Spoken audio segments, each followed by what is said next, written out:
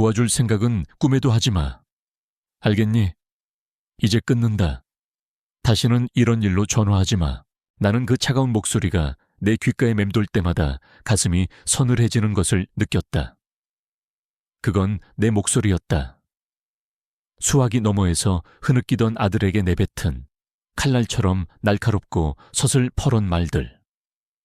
내가 평생을 바쳐 키운 내 아들에게 내가 이런 말을 하게 될 줄이야.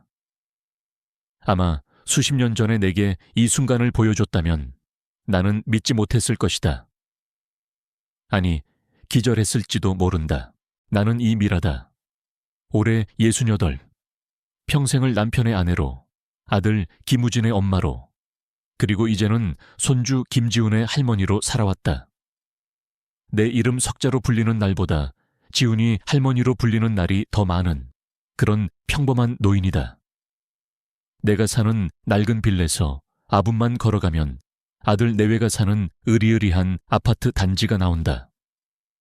아침 8시가 되면 나는 돋보기 안경을 챙겨 쓰고 익숙하게 현관문을 나선다. 아들 내외가 맞벌이를 한다는 핑계로 하나뿐인 손주 지훈이의 아침 등원을 도맡은 지 벌써 3년이 넘었다. 그날 밤도 여느 때와 다르지 않았다. 우진이가 회사에서 부장으로 승진했다며 집에서 작은 파티를 열었을 때였다. 나 역시 기쁜 마음에 아들이 좋아하는 잡채와 갈비찜을 한가득 만들어 들고 아들네 집으로 향했다. 오랜만에 온 가족이 모여 웃고 떠드는 모습을 보니 나 역시 기분이 좋았다. 저녁 늦게까지 이어진 손님들의 발길이 끊기고 우진이 내외가 친구들을 배웅하러 현관문을 나섰을 때 나는 자연스럽게 허리를 굽혀 어질러진 거실을 치우기 시작했다. 설거지할 그릇들을 싱크대에 정리하고 엎질러진 와인 자국을 행주로 닦아내고 있는데 거실에서 휴대전화 진동 소리가 들렸다. 민서의 것이었다. 아마 친구와 통화하는 모양이었다. 나는 묵묵히 내 할 일을 계속했다. 그때 민서의 목소리가 들려왔다. 처음에는 그냥 평범한 수다인 줄 알았다. 어휴, 진짜 죽는 줄 알았어.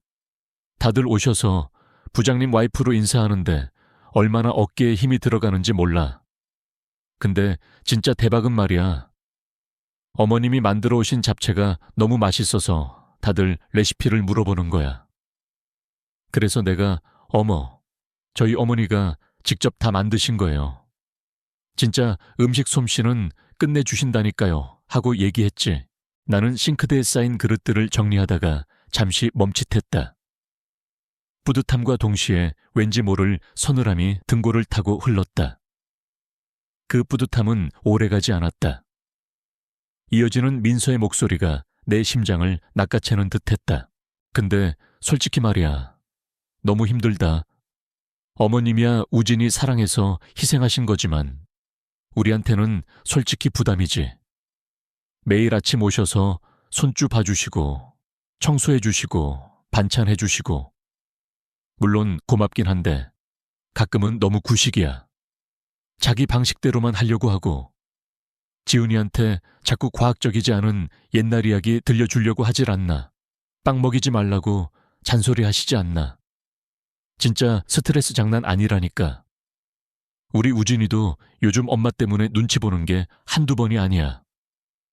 내가 여보, 우리 엄마가 당신 엄마 눈치 보고 사는 것도 아니고 당신이 중간에서 좀 잘해야지 라고 얘기했더니 자기도 알겠대. 나는 그만 손에 들고 있던 그릇을 떨어뜨릴 뻔했다. 구식, 스트레스, 눈치. 내가 그들을 위해 쏟았던 모든 정성이 그녀의 입을 통해 그렇게 폄하되고 있었다. 내 아들을 위해 평생을 바친 내 삶이 아들의 아내에게는 한낱 귀찮고 낡은 짐이 되어버린 것이다. 아, 그리고 대박 사건 또 하나. 얼마 전에 우진이가 카드 대금 때문에 좀 힘들었거든. 근데 어머님이 그거를 어떻게 아셨는지 글쎄 적금 깨서 그걸 다 갚아주셨지 뭐야. 아이고, 정말 미안하고 감사했지. 근데 솔직히 말해봐. 나 같으면 그렇게 안 해. 나 같으면 그 돈으로 여행 가. 친구들 만나서 놀러 가고. 근데 우리 어머님은 평생을 아들밖에 모르셨으니까. 불쌍하지. 내가 볼 땐 자기 삶이 없어서 저렇게 사시는 거야. 자식한테 인정받는 게 인생의 전부인 불쌍한 사람. 나는 더 이상 아무것도 들을 수가 없었다. 아니, 듣고 싶지 않았다. 내 심장은 갈기갈기 찢겨나가는 것 같았다. 민서의 목소리는 여전히 맑고 쾌활했지만 그 안에 담긴 날카로운 비수는 내 가슴을 꿰뚫고 있었다. 내가 너희를 위해 바친 내 모든 것이 너희에게는 그저 불쌍하고 자기 삶 없는 늙은이의 처절한 몸부림으로 보였던 것이다. 나는 조용히 내 몸을 일으켜 거실을 나왔다. 현관문 앞에 선 채로 한참을 멍하니 서 있었다. 내 손은 나도 모르게 떨리고 있었다. 눈에서는 뜨거운 눈물이 쉴 새 없이 흘러내렸다. 내가 도대체 뭘 잘못했지? 내 아들을 사랑한 것이 죄인가? 내 손주를 위해 내 남은 여생을 바치려 한 것이 그렇게나 잘못된 일이었나? 그날 밤 나는 한숨도 자지 못했다. 내 머릿속에는 민서의 목소리가 악마의 속삭임처럼 계속해서 맴돌았다. 불쌍한 사람, 자기 삶이 없는 사람.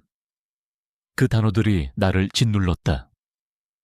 나는 이제 더 이상 누군가의 엄마도 할머니도 아니었다. 그저 그들의 삶의 방해가 되는 늙은 그림자일 뿐이었다. 결혼하고 5년 만에 남편을 잃었다. 어린 아들 우진이를 홀로 키우기 위해 시장 좌판에서 옷을 팔며 악착같이 살았다. 밥 한 끼 제대로 먹지 못하고 밤늦도록 재봉틀을 돌리면서도 나는 힘들지 않았다. 내 아들이 남들 앞에서 기죽지 않고 남들처럼 번듯하게 자랄 수 있다면 나는 무엇이든 할 수 있다고 생각했다. 나는 내 인생 전부를 아들 우진이에게 바쳤다. 그것이 내가 살아가는 이유였고 나의 행복이었다. 하지만 민서의 말은 내 인생의 모든 의미를 부정했다. 내 행복의 근원이 그녀에게는 한낱 측은하고 불쌍한 집착이었던 것이다. 다음 날 아침 새벽부터 쑤시는 무릎을 몇 번 주무르고 일어나 아들네 집 현관 비밀번호를 눌렀다. 어제까지만 해도 이 비밀번호를 누르는 손길은 설렘과 기쁨으로 가득 차 있었지만 이제는 무거운 돌멩이를 든 것처럼 차갑게 식어 있었다. 띠리 하는 소리와 함께 문이 열리면 언제나처럼 텅 빈 거실이 나를 맞이한다. 우진이 내외는 이미 출근하고 없었다. 나는 묵묵히 지훈이 방으로 향하는 짧은 복도를 걸었다. 어제까지는 바쁘게 사는 젊은 부부들이 참 안쓰럽다고 생각했던 그 복도였다. 하지만 오늘은 달랐다. 나 없이도 잘 사는구나 하는 씁쓸함이 내 가슴을 찔렀다. 지훈아, 할머니 왔다. 일어나야지. 아이 방문을 열자 작은 침대에서 꼼지락거리던 지훈이가 눈을 비비며 나를 올려다봤다. 나를 보자마자 배시시 웃는 얼굴을 보면 밤새 묵직했던 마음이 눈 녹듯 사라지는 기분이 들곤 했다. 이 맛에 내가 매일 이 집 문턱을 넘는 것이겠지. 아이를 일으켜 세워 화장실로 데려가 세수를 시키고 미리 준비된 옷으로 갈아입혔다. 식탁에는 민서가 사다 놓은 시리얼과 우유가 전부였다. 나는 그걸로는 안 된다 싶어 어젯밤 집에서 무쳐온 시금치 나물과 멸치볶음을 꺼내 작은 그릇에 담았다. 그리고 냉동실에 얼려둔 밥 한 덩이를 꺼내 전자레인지에 데웠다. 할머니, 엄마가 밥 먹지 말고 빵 먹으랬는데. 지훈이가 숟가락을 들다 말고 말했다. 아이의 말에는 어떤 악의도 없었지만 내 가슴에는 차가운 돌멩이 하나가 툭 떨어지는 기분이었다. 민서는 내 방식이 틀렸다고 생각하는 사람이었다. 그녀의 방식이 설령 시어머니의 정성이라 할지라도 자신의 기준에 맞지 않으면 가차없이 선을 긋는 사람이었다. 그래도 우리 강아지 밥심으로 커야지. 빵은 간식으로 먹고 아침에는 따뜻한 밥을 먹어야 키도 쑥쑥 크는 거란다. 나는 애써 웃으며 아이의 머리를 쓰다듬어 주었다. 아이는 금세 수긍하고 밥을 맛있게 먹어 주었지만 내 입안은 왠지 모르게 썼다. 며느리 민서는 그런 사람이었다. 자신의 방식을 제외한 다른 모든 것은 틀렸다고 생각하는 사람. 그 방식이 설령 시어머니의 정성이라 할지라도 자신의 기준에 맞지 않으면 가차없이 선을 긋는 사람이었지. 아이의 등원 준비를 마치고 작은 손을 잡고 집을 나섰다. 어린이집 버스를 기다리는 정류장에는 나와 비슷한 처지의 할머니들이 몇 분 나와 계셨다. 서로의 손주 자랑을 하며 웃음꽃을 피우는 그 짧은 시간이 내 하루의 유일한 낙이었다. 하지만 그 웃음 뒤에 감춰진 각자의 씁쓸함은 굳이 말하지 않아도 서로가 알고 있었다. 우리는 그저 자식들 인생에 방해되지 않으면서 필요한 존재가 되기 위해 애쓰는 늙은 그림자일 뿐이었다. 어린이집 버스에 지훈이를 태워보내고 집으로 돌아오는 길. 나는 일부러 아파트 단지 화단을 천천히 걸었다. 집으로 바로 돌아가기에는 마음이 너무 허전해서였다. 그때였다. 내 휴대폰이 요란하게 울렸다.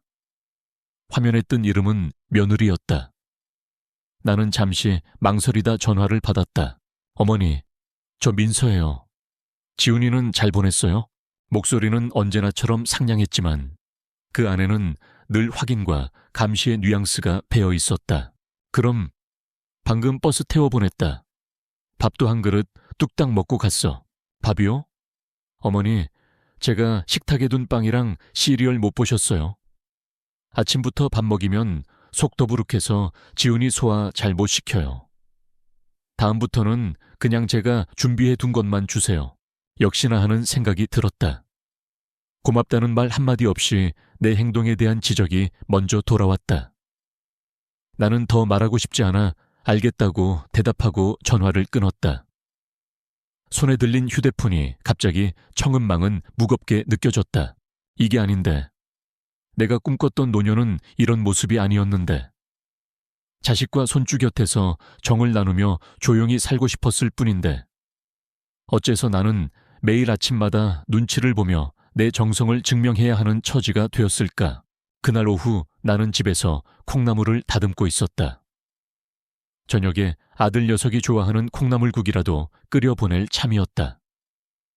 그때 또 민서에게서 전화가 왔다. 이번에는 목소리가 조금 다급하게 들렸다. 어머니, 지금 어디세요? 집에 계세요? 그래, 집에 있다. 왜 그러니? 다름이 아니라 제가 인터넷으로 주문한 식기세척기 세제가 오늘 도착할 텐데. 제가 지금 회사 일 때문에 집에 들를 수가 없어서요. 죄송한데 저희 집 앞에 가서 문 좀 열어주시고 세제만 현관 안쪽에 넣어주시면 안 될까요? 비싼 거라 밖에 두면 누가 가져갈까봐 불안해서요. 나는 잠시 망설였다. 내 집에서 아들네 집까지는 금방이었지만 며느리의 부탁을 들어주는 것이 점점 내 의무가 되어가는 것 같아 마음이 편치 않았다. 하지만 어쩌겠나. 며느리가 불안하다는데 시어머니 된 도리로 그 정도는 해줘야지. 알겠다. 지금 가볼게. 나는 다듬던 콩나물을 물에 담가두고 서둘러 집을 나섰다. 아들네 아파트 현관 앞에 도착하니 정말로 커다란 상자 하나가 덩그러니 놓여 있었다. 나는 비밀번호를 누르고 문을 열어 상자를 안으로 들여놓았다. 상자를 옮기느라 허리를 굽혔다 펴니 아이고 소리가 절로 나왔다. 현관 한쪽에 상자를 잘 놓아두고 집으로 돌아오려는데 거실 소파 위에 아무렇게나 벗어 던져진 옷가지들이 눈에 들어왔다. 어젯밤 우진이가 입었던 셔츠와 민서의 블라우스였다. 나는 나도 모르게 한숨을 쉬며 옷들을 주워 빨래 바구니에 넣었다.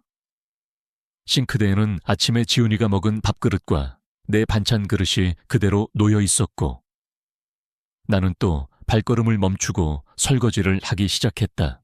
고무장갑을 끼고 그릇을 닦으며 생각했다. 민서는 나를 시어머니가 아니라 호출하면 언제든 달려오는 집안일 해결사 정도로 생각하는 걸지도 모르겠다고. 그 생각이 들자 갑자기 손에 힘이 쭉 빠지는 기분이었다. 설거지를 마치고 집으로 돌아와 소파에 몸을 기대니 온몸의 피로가 한꺼번에 몰려왔다. 저녁이 될 무렵 다시 콩나물국을 끓였다. 멸치와 다시마로 정성껏 육수를 내고 콩나물을 듬뿍 넣어 시원하게 끓여냈다.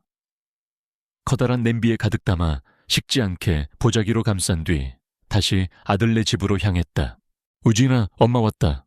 문을 열고 들어서자 퇴근한 아들이 소파에 누워 텔레비전을 보고 있었다. 민서는 방에서 아직 나오지 않은 모양이었다. 엄마 왔어. 이게 다 뭐야? 네가 좋아하는 콩나물국 좀 끓여왔다. 민서랑 같이 저녁에 먹어라. 아, 잘 됐네. 마침 배고팠는데. 근데 엄마, 우리 저녁 약속 있는데. 우진이가 미안한 기색도 없이 말했다. 나는 순간 할 말을 잃었다. 그럼 민서는 왜 내게 저녁 약속이 있다는 말 한마디 해주지 않았을까? 내가 국을 끓여올 것을 뻔히 알았을 텐데. 그때 방에서 나온 민서가 나와 냄비를 번갈아 보더니 과장되게 웃으며 말했다. 어머님 오셨어요? 웬 국이에요? 저희 오늘 우진이 회사 동기부부랑 저녁 먹기로 했는데 미리 말씀을 못 드렸네요. 죄송해요. 그 말에는 미안함보다 눈치 없이 이런 걸 왜 가져오셨어요? 하는 성내가 뻔히 비쳤다. 어머니, 이왕 오신 김에 지훈이 저녁 좀 먹여주시면 안 돼요? 저희 지금 나가봐야 해서요. 지훈이 밥은 냉장고에 있는 칼에 데워서 주시면 돼요. 민서는 내게 선택권을 주지 않았다. 그것은 부탁이 아니라 지시였다. 나는 아무 말도 할 수 없었다. 내가 끓여온 콩나물국은 주방 한 구석에 초라하게 놓였다. 우진이 내외는 보란듯이 좋은 옷으로 갈아입고 향수까지 뿌린 뒤 내게 지훈이를 맡기고 현관을 나섰다. 다녀오겠습니다 하는 목소리에는 어떤 미안함도 고마움도 담겨있지 않았다. 나는 텅 빈 거실에 서서 잠든 지훈이의 방문을 한참이나 바라보았다. 내 아들, 내 손주가 사는 이 화려하고 넓은 집에서 어째서 나는 점점 더 작아지고 있을까? 내 자리는 어디일까? 그날 밤 나는 내가 끓여온 콩나물국을 혼자서 꾸역꾸역 먹었다. 국물은 시원했지만 내 속은 답답하게 체한 듯이 뜨거웠다. 그것이 모든 것의 시작이었다. 아주 길고 지독한 이야기의 서막이었다. 며느리 민서가 내 등 뒤에서 어떤 말들로 나를 깎아내리고 있는지 이 어린아이의 입을 통해 너무나도 선명하게 알게 된 순간이었다. 내 얼굴이 딱딱하게 굳어가는 게 느껴졌다. 하지만 나는 필사적으로 입꼬리를 끌어올려 미소를 지었다. 이 예쁜 아이에게 상처받은 할머니의 얼굴을 보여주고 싶지는 않았으니까. 내 감정 때문에 아이가 엄마에게 꾸중이라도 들을까봐 덜컥 겁이 났다. 그날 이후 나는 지훈이 앞에서 무슨 말을 하기가 두려워졌다. 내가 무심코 뱉는 한마디가 민서의 귀에는 또 얼마나 구식이고 무식한 옛날 사람의 잔소리로 들릴까 싶어서였다. 나는 점점 더 입을 닫고 지갑만 여는 그런 할머니가 되어가고 있었다. 며칠 뒤의 일이었다. 민서가 백화점에서 하는 가구 할인 행사에 가야 한다며 내게 운전을 부탁했다. 우진이는 출근했고 자신은 아직 운전이 서툴다는 이유였다. 나는 거절할 명분도 없고 해서 민서를 조수석에 태우고 백화점으로 향했다. 민서는 차에 타자마자 내 채 놓인 방향제 냄새가 머리 아프다며 창문을 활짝 열었다. 그 방향제는 얼마 전 무릎 아픈데 좋다는 말에 복지관 친구들과 쑥뜸 체험을 갔다가 오는 길에 친구가 선물해 준 것이었다. 은은한 라벤더 향이 참 좋아서 일부러 내 운전석 가까이에 두었던 건데 민서에게는 그저 머리 아픈 냄새일 뿐이었다. 백화점에 도착하자 민서는 나를 가구 매장이 아닌 명품관으로 이끌었다. 아마 시어머니와 함께 쇼핑을 즐기는 다정한 며느리의 모습을 보여주고 싶었던 모양이었다. 민서는 화려한 가방과 구두들 앞에서 감탄사를 연발하며 내게 이건 얼마고 저건 어느 나라 브랜드인지 신이 나서 설명했다. 나는 그 가격표들을 보며 속으로 혀를 내둘렀다. 내가 시장 좌판에서 채소를 팔아 한 달 내내 벌어도 만져보기 힘든 돈이 저 작은 가죽 가방 하나에 붙어 있었으니까. 어머니, 이 구두 예쁘지 않아요?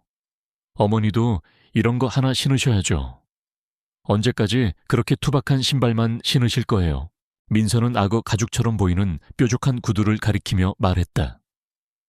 나는 내 낡은 운동화를 내려다보며 쓴웃음을 지었다.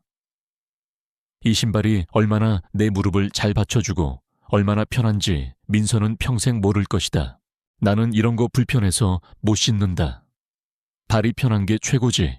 에이, 어머니도 여자잖아요. 가끔은 이렇게 멋도 내고 그러셔야죠. 자꾸 편한 것만 찾으시니까 더 늙어 보이시는 거예요. 내어 늙어 보인다는 말이 내 가슴을 후볐다. 민서의 말은 늘 이런 식이었다. 나를 위하는 척 예쁘게 포장했지만 그 안에는 내 취향과 삶의 방식을 무시하고 바꾸려 드는 오만함이 숨어 있었다. 한참을 그렇게 끌려다니다가 민서가 봐두었다는 수입그릇 매장에 들렀다. 민서는 그곳에서 알록달록한 접시 몇 개와 커피잔 2개를 골랐다. 그리고는 계산대 앞에서 카드를 내밀었다가 잠시 후 아주 난처하다는 표정으로 나를 돌아봤다. 어머, 어떡하죠? 어머니, 제가 이 카드가 한도 초과인 줄 깜빡했네요. 다른 카드는 아침에 다른 가방에 넣어두고 그냥 나왔나 봐요. 정말 죄송한데 5만 원만 빌려주실 수 있으세요? 집에 가자마자 바로 드릴게요. 그 연극 같은 상황 앞에서 나는 아무 의심 없이 지갑을 열었다. 꼬깃꼬깃한 10,000원짜리 5장을 꺼내 민서에게 건넸다. 아들, 내외 체면이 있지. 백화점 계산대 앞에서 며느리를 망신시킬 수는 없었으니까. 민서는 어머니 감사해요. 역시 어머니밖에 없어요. 라며 살갑게 내 팔짱을 꼈다. 계산을 마친 그릇이 담긴 쇼핑백은 당연하다는 듯이 내 손에 들려 있었다. 나는 그 5만 원을 까맣게 잊고 있었다.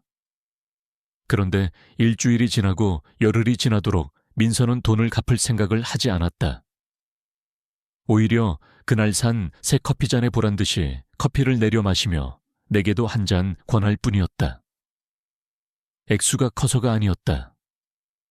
약속을, 그리고 나라는 사람을 얼마나 가볍게 여기면 이럴 수 있을까 싶었다. 나는 며칠을 망설였다. 이까짓 돈 때문에 속 좁은 시어머니가 되고 싶지는 않았으니까.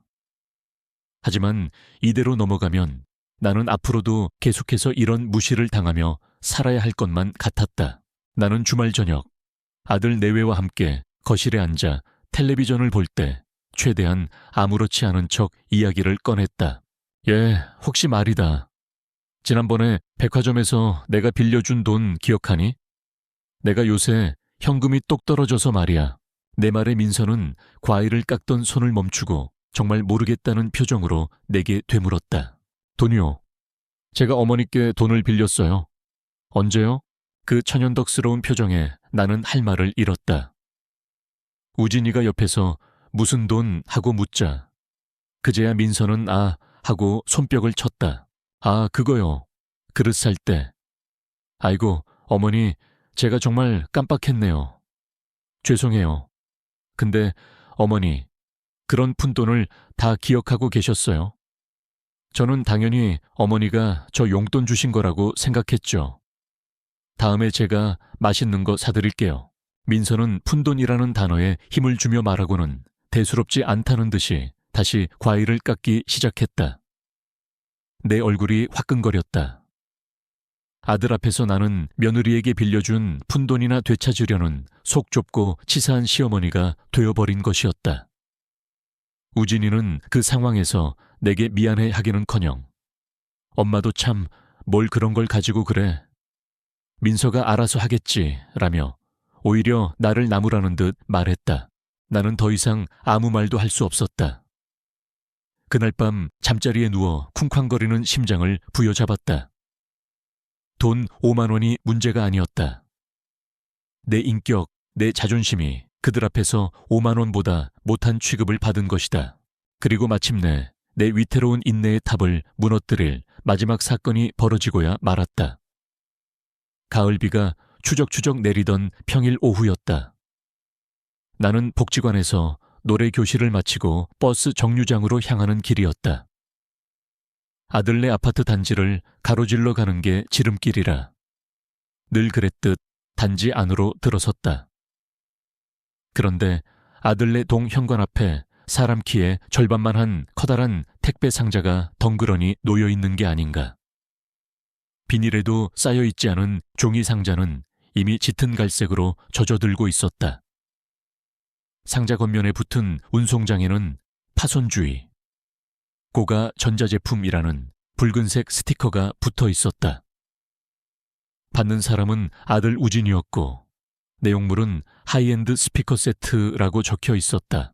나는 순간 가슴이 철렁 내려앉았다. 이렇게 비싸고 중요한 물건을 이렇게 비를 맞게 내버려 두다니. 배송기사도 무심하고 이걸 알고도 내버려둔 아들 내외도 참 너무하다는 생각이 들었다. 이대로 두면 상자 안의 기계까지 모두 젖어 망가질 것이 불보듯 뻔했다. 나는 잠시 망설였다. 이걸 또 내가 나서서 처리했다가 무슨 잔소리를 들을지 몰랐으니까. 하지만 빗줄기는 점점 더 굵어지고 있었고 내 양심이 도저히 발걸음을 떼지 못하게 했다. 그래, 나중에 욕을 먹더라도 아들 녀석의 비싼 물건이 망가지는 걸 보고만 있을 수는 없지. 이건 시어머니로서 어른으로서 당연히 해야 할 일이다. 나는 그렇게 내 자신을 합리화하며 결심을 굳혔다. 가방을 한쪽 어깨에 고쳐매고 상자의 양쪽을 힘껏 끌어안았다. 으아차 하고 기합을 넣었지만 상자는 생각보다 훨씬 무거워 꿈쩍도 하지 않았다. 나는 늙고 약해진 내 몸이 원망스러웠다. 하지만 포기할 수는 없었다. 나는 상자를 바닥에 끈 채 조금씩 현관 쪽으로 옮기기 시작했다. 거친 시멘트 바닥에 상자가 끌리며 드득하는 소리를 냈다.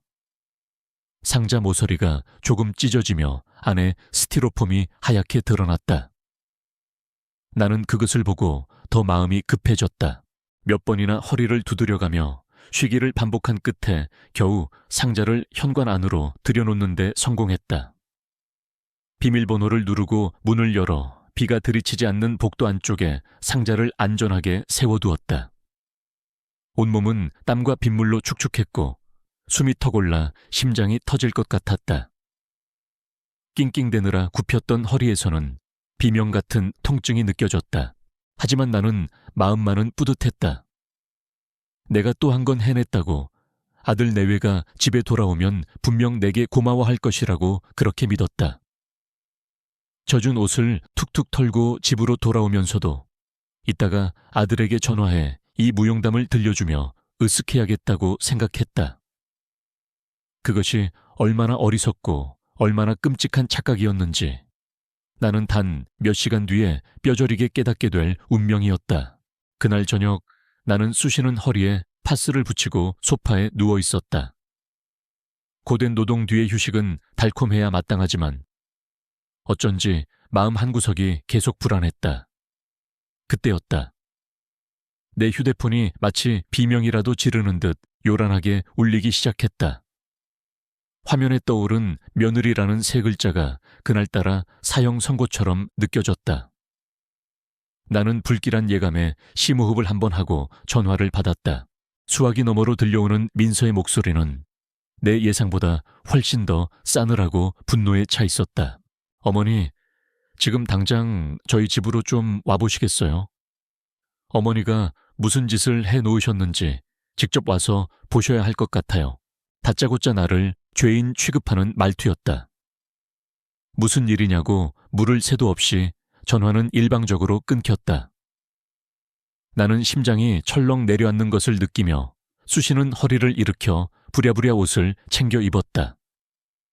밖은 이미 어두워져 있었고 빗줄기는 더욱 거세져 있었다. 우산을 받쳐들고 아들네 집으로 향하는 그 짧은 길이 마치 지옥으로 향하는 길처럼 멀고 험하게 느껴졌다. 아들네 현관 앞에 도착하자 초인종을 누르기도 전에 문이 벌컥 열렸다. 잔뜩 격앙된 얼굴의 민서가 팔짱을 낀 채 나를 위아래로 훑어보며 길을 비켜주지도 않고서 있었다. 어머니, 이게 뭐예요? 제가 이걸 설명해달라고 어머니를 여기까지 오시라고 한 거예요. 민서의 뾰족한 손가락은 거실 한가운데 놓인 내가 오늘 오후에 사투를 벌이며 옮겨놓은 그 택배 상자를 가리키고 있었다. 상자의 한쪽 모서리는 내가 바닥에 끌고 오느라 찢어져 있었고 젖은 부분이 얼룩덜룩하게 말라가고 있었지. 나는 아직도 상황 파악이 되지 않아 어리둥절한 표정으로 말했다. 아, 그거 말이니? 오늘 비가 너무 많이 오기에 젖을까봐 내가 안으로 들여놨다. 이게 보통 비싼 물건이 아니라고 쓰여 있기에 행여나 고장 날까봐 걱정이 돼서 그랬지. 나는 여전히 내가 좋은 일을 했다고 믿고 있었다. 당연히 칭찬받아 마땅하다고 생각했지. 하지만 내 순진한 기대는 민서의 다음 말 한마디에 산산조각이 나고 말았다. 누가 어머니더러 이런 거 손대라고 하셨어요? 제가 제 물건, 아니 우리 물건에 함부로 손대지 말라고 몇 번이나 말씀드렸어요. 어머니 귀가 잘 안 들리세요? 아니면 제 말을 무시하시는 거예요? 민서의 목소리는 히스테릭한 비명처럼 변해 있었다. 그 고함 소리가 내 고막을 찢는 것 같았다. 남의 물건이라는 말이 지난번보다 더 업그레이드되어 이제는 내 지청각 능력과 인성까지 모욕하고 있었다. 나는 너무나 황당하고 기가 막혀서 말문이 막혔다. 아가, 아니 민서야. 말이 너무 심한 거 아니니? 내가 걱정이 돼서 그런 걸 가지고 무슨 말을 그렇게 하니? 가족이요. 가족이면 남의 집에 와서 물건을 이렇게 망가뜨려도 되는 거예요. 이거 보세요, 어머니. 어머니가 이 상자를 바닥에 질질 끌고 오시는 바람에 이렇게 다 찢어지고 안에 충격이 갔을지 안 갔을지 어떻게 알아요? 이 안에 들어있는 스피커가 얼마나 민감하고 예민한 부품들로 만들어졌는지 어머니가 아시기나 하세요? 민서는 찢어진 상자 모서리를 손가락으로 후벼 파듯 가리키며 악을 썼다. 마치 내가 아들의 재산에 어마어마한 손해라도 입힌 대역죄인이 된 기분이었다. 내 선의와 노력은 한순간의 무식한 행동으로 둔갑했고 나는 변명할 기회조차 얻지 못했다. 억울함과 분노, 그리고 이루 말할 수 없는 서러움에 온몸이 부들부들 떨렸다. 그때였다. 구세주처럼 현관문이 열리며 퇴근한 아들 우진이가 들어왔다. 나는 마지막 희망을 걸고 아들을 향해 눈물 섞인 목소리로 억울함을 토로했다. 우진아, 너 좀 와서 이 상황 좀 봐라. 내가 오늘 비가 와서 이 귀한 물건이 젖을까봐 이 늙은 몸으로 낑낑대며 집안에 들여놨더니 내 아내가 나한테 남의 물건을 망가뜨렸다면서 이렇게 난리를 치는구나. 내가 뭘 그렇게 잘못한 것이냐? 응? 나는 아들이 당연히 내 편에 서서 이 비상식적인 상황을 정리해 주리라 믿었다. 세상 모든 자식이 그렇듯 내 아들 역시 내게는 든든한 내 편이어야 마땅했으니까. 하지만 우진이는 나와 민서, 그리고 거실 중앙의 상자를 번갈아 보더니 깊고 긴 한숨을 내쉬었다. 그 한숨의 의미를 나는 너무나도 잘 알고 있었다. 그것은 또 시작이네 하는 귀찮음과 왜 일을 이렇게 만드셨어요 하는 원망이었다. 엄마, 일단 진정 좀 하고. 민서, 너도 그만 소리 질러. 아들은 그렇게 상황을 중지하는 척했지만 그의 다음 말은 내 심장에 박힌 대못을 망치로 한 번 더 내리치는 격이었다. 그래서 이걸 엄마가 혼자 여기까지 옮긴 거야? 아니, 왜 그랬어? 그냥 밖에 놔두지. 비 좀 맞는다고 요즘 나오는 전자제품들 그렇게 쉽게 고장 안 나. 오히려 엄마가 이렇게 무리하게 옮기다가 떨어뜨리기라도 했으면 어쩔 뻔했어. 그리고 민서 말이 아주 틀린 건 아니잖아, 엄마. 이런 건 비싸고 민감한 물건이니까 주인이 직접 조심해서 다루는 게 맞아. 엄마가 좋은 뜻으로 한 건 내가 100번 이해하는데 결과적으로 이렇게 상자가 훼손되고 민서가 불안해하는 상황이 된 거잖아. 다음부터는 그냥 우리 물건은 우리가 알아서 하게 놔둬, 제발. 나는 내 아들의 입에서 나온 말을 단 한마디도 믿을 수가 없었다. 민서 말이 아주 틀린 건 아니잖아. 우리 물건은 우리가 알아서 하게 놔둬. 그 말들은 나와 아들 내외 사이에 결코 넘을 수 없는 거대한 벽이 있음을 확인시켜 주었다. 나는 우리라는 울타리 안의 사람이 아니었다. 그들의 재산과 삶의 방식을 침범해서는 안 되는 귀찮고 거추장스러운 외부인이었던 것이다. 내 편은 이 넓은 세상에 단 한 사람도 없었다. 나는 더 이상 아무 말도 할 수 없었다. 눈물이 턱 밑까지 차올랐지만 이 사람들 앞에서 비참하게 울고 싶지는 않았다. 나는 마지막 남은 자존심을 끌어모아 내 자신을 향해 말하듯 따치한 나지막이 중얼거렸다. 그래, 내가 이 늙은이가 주책을 부렸구나.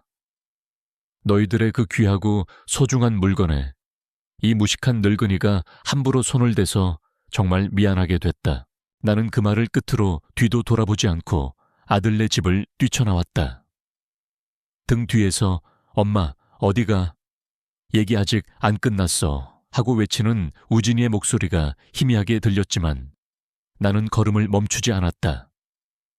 굵은 빗줄기가 내 얼굴을 때렸지만 눈물인지 빗물인지 분간할 수 없었다. 집으로 돌아오는 내내 내 머릿속에서는 남의 물건에 손대지 마세요라는 민서의 날카로운 목소리와 민서 말이 틀린 건 아니잖아 라는 아들의 차가운 목소리가 악마의 저주처럼 끝없이 울려 퍼졌다. 그날 밤 나는 텅 비고 차가운 내 집 소파에 웅크리고 앉아 뜬 눈으로 밤을 새웠다. 수십 년의 세월, 내가 바쳤던 모든 희생과 사랑이 한낱 쓰레기처럼 버려진 기분이었다. 남편 일찍 여의고 시장 좌판에서 찬바람 맞아가며 악착같이 돈을 모아 우진이 하나를 키웠다. 내 아들 행여나 남들 앞에서 기죽을까. 남들 먹는 거, 남들 입는 거, 그 이상으로 해주려고 내 젊음과 인생을 모두 바쳤다. 그렇게 애지중지 키워 장가를 보내고 번듯한 집에서 예쁜 손주까지 낳아 사는 것을 보며 나는 이제 내 인생의 모든 의무와 책임을 다했다고, 이제는 좀 편안하게 늙어갈 수 있으리라 믿었다. 하지만 그 모든 것이 내 착각이요 환상이었다. 나는 그들에게 더 이상 따뜻한 밥을 해주는 엄마도 지혜로운 조언을 해주는 어른도 아니었다. 그저 필요할 때만 호출해 쓰는 무료가사 도우미이자 귀찮은 일이 생기면 모든 책임을 떠넘길 수 있는 늙고 무식한 시어머니였을 뿐이다. 어둠 속에서 나는 더 이상 눈물을 흘리지 않았다. 슬픔과 억울함이 지나간 자리에 차갑고 단단한 무언가가 차오르기 시작했다. 그것은 분노이자 서늘한 결심이었다. 그래, 너희들 말이 맞다. 너희들의 삶, 너희들의 물건. 이제 다시는 이 미라가 손대지 않으마. 너희들이 나와 너희들 사이에 그토록 긋고 싶어 하는 그 경계선. 내가 너희들이 쫓아올 수도 없는 곳으로 아주 멀리 영원히 벗어나 주마. 창밖이 밝아오기 시작했다. 나는 지난 70년에 내 인생을 끝내고 앞으로의 새로운 인생을 시작하기 위한 마지막이자 가장 거대한 결정을 내렸다. 이 지긋지긋하고 비참한 굴레를 바로 내 손으로 직접 끊어버리기로. 다음날 동이 텄을 때 나는 밤새 한숨도 자지 않은 사람이라고는 믿기지 않을 정도로 정신이 맑았다. 어젯밤 나를 짓누르던 지독한 슬픔과 억울함은 이제 차갑고 단단하게 굳어 내 척추를 똑바로 세우는 강철 심지가 되어 있었다. 더 이상 망설이거나 슬퍼할 시간이 없었다. 나는 욕실로 들어가 찬물로 세수를 했다. 거울 속에 비친 늙고 지친 여자의 얼굴을 똑바로 마주보았다. 그리고 조용히 약속했지. 이미라, 오늘부터 너는 다시 태어나는 거야. 누구의 엄마도 누구의 할머니도 아닌 오직 너 자신을 위해 사는 거야.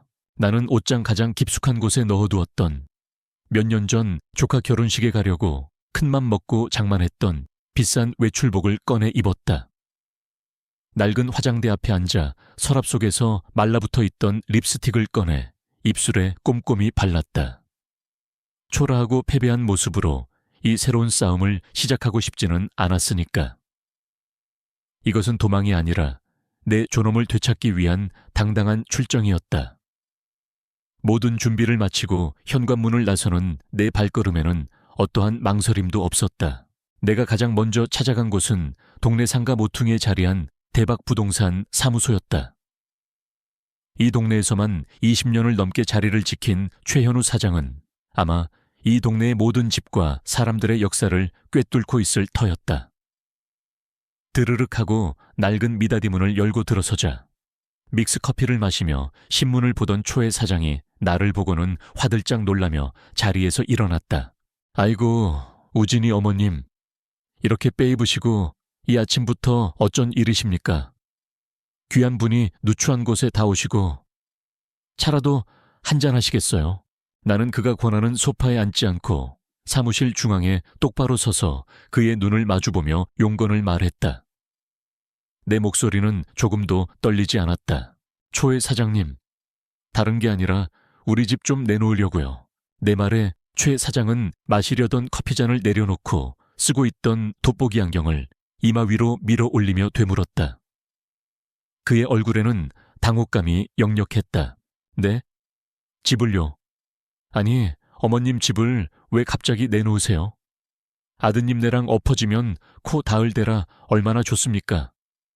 다들 부러워하는데 혹시 아드님네랑 합가하시는 겁니까? 아이고, 잘 생각하셨네요. 자식들이랑 같이 사는 게 최고죠.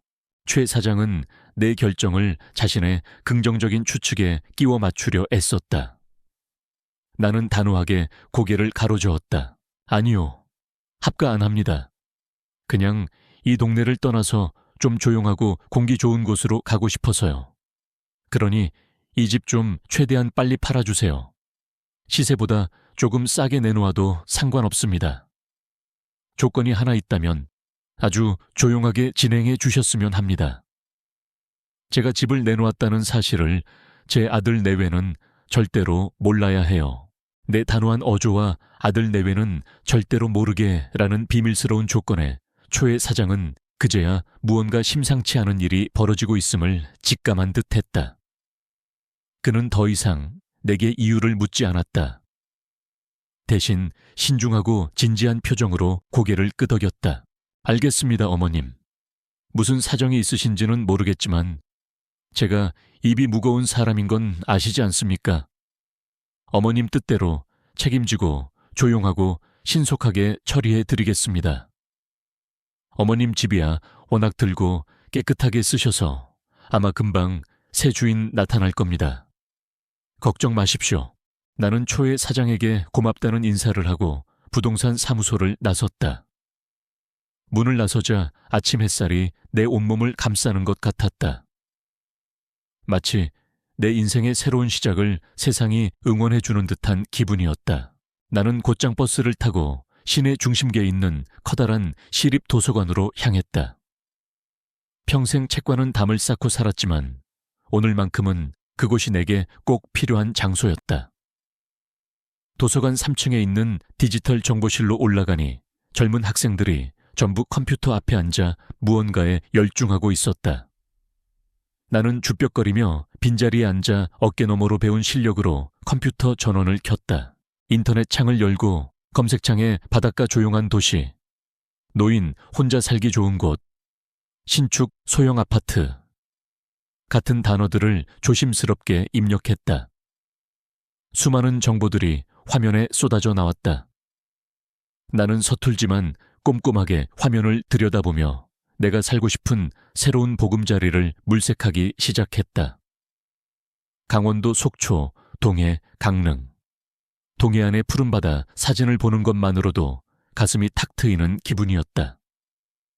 경상남도 통영과 거제의 아기자기한 어촌 마을도 마음에 들었다. 나는 마치 세계 일주를 앞둔 여행자처럼 설레는 마음으로 각 도시의 장단점을 비교하고 아파트 시세와 주변 편의시설을 꼼꼼히 따져보았다. 그러다 내 눈길을 사로잡은 곳이 있었다. 경북 울진의 한적한 해안가에 지어진 지 1년도 채 안 된 신축 아파트였다. 20평 남짓한 작은 평수였지만 혼자 살기에는 더할 나위 없이 넓어 보였다. 무엇보다 내 마음을 사로잡은 것은 거실 통창 너머로 동해 바다가 한눈에 들어오는 그 그림 같은 풍경이었다. 나는 그 사진을 한참이나 쓰다듬듯 바라보았다. 저 창가에 앉아 매일 아침 떠오르는 해를 볼 수만 있다면 지난 세월의 모든 아픔을 씻어낼 수 있을 것만 같았거든. 나는 그 아파트의 주소와 분양사무소 연락처를 가방에서 꺼낸 낡은 수첩에 정성껏 옮겨 적었다. 이번 주말에는 꼭 직접 그곳에 내려가 내 눈으로 확인하리라 굳게 마음먹었다. 도서관을 나와 집으로 돌아오는 길, 내 발걸음은 마치 20살 처녀 시절처럼 가볍고 경쾌했다. 수십 년간 나를 짓누르던 엄마와 할머니라는 이름의 무게를 벗어던지고 오롯이 이 미라라는 이름의 내 인생을 내 손으로 직접 설계하고 있다는 사실에 이제껏 느껴보지 못했던 짜릿한 해방감과 희망이 샘솟았다. 집에 도착한 나는 그 기세를 몰아 수십 년간 쌓아두었던 묵은 짐들을 정리하기 시작했다. 언젠가 쓸모가 있을 거라며 버리지 못했던 낡은 그릇들, 해지고 색이 바랜 옷가지들, 그리고 장롱 깊숙한 곳에 보관해 두었던 앨범들을 모두 꺼냈다. 앨범 속에는 빛바랜 내 과거가 고스란히 담겨 있었다.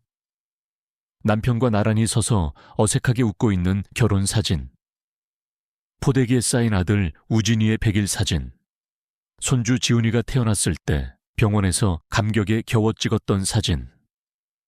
사진 속에 나는 언제나 누군가의 곁에서 누군가를 위해 행복하게 웃고 있었다. 하지만 그 어디에도 이 미라라는 여자 혼자만의 온전한 행복은 보이지 않았다. 나는 그 앨범들을 커다란 상자에 넣어 테이프로 단단히 봉했다. 과거와의 진정한 작별이었다. 그렇게 며칠이 흘렀다. 나는 주말에 떠날 울진 여행 계획을 세우며 마치 수학여행을 앞둔 여고생처럼 들뜬 마음으로 하루하루를 보내고 있었다. 그때 불쑥 휴대폰이 울렸다. 화면에 뜬 며느리라는 이름을 보는 순간 내 심장이 쿵 내려앉았다. 올 것이 왔구나. 이것이 내 새로운 결심을 시험대에 올린 첫 번째 관문이라는 것을 직감했다.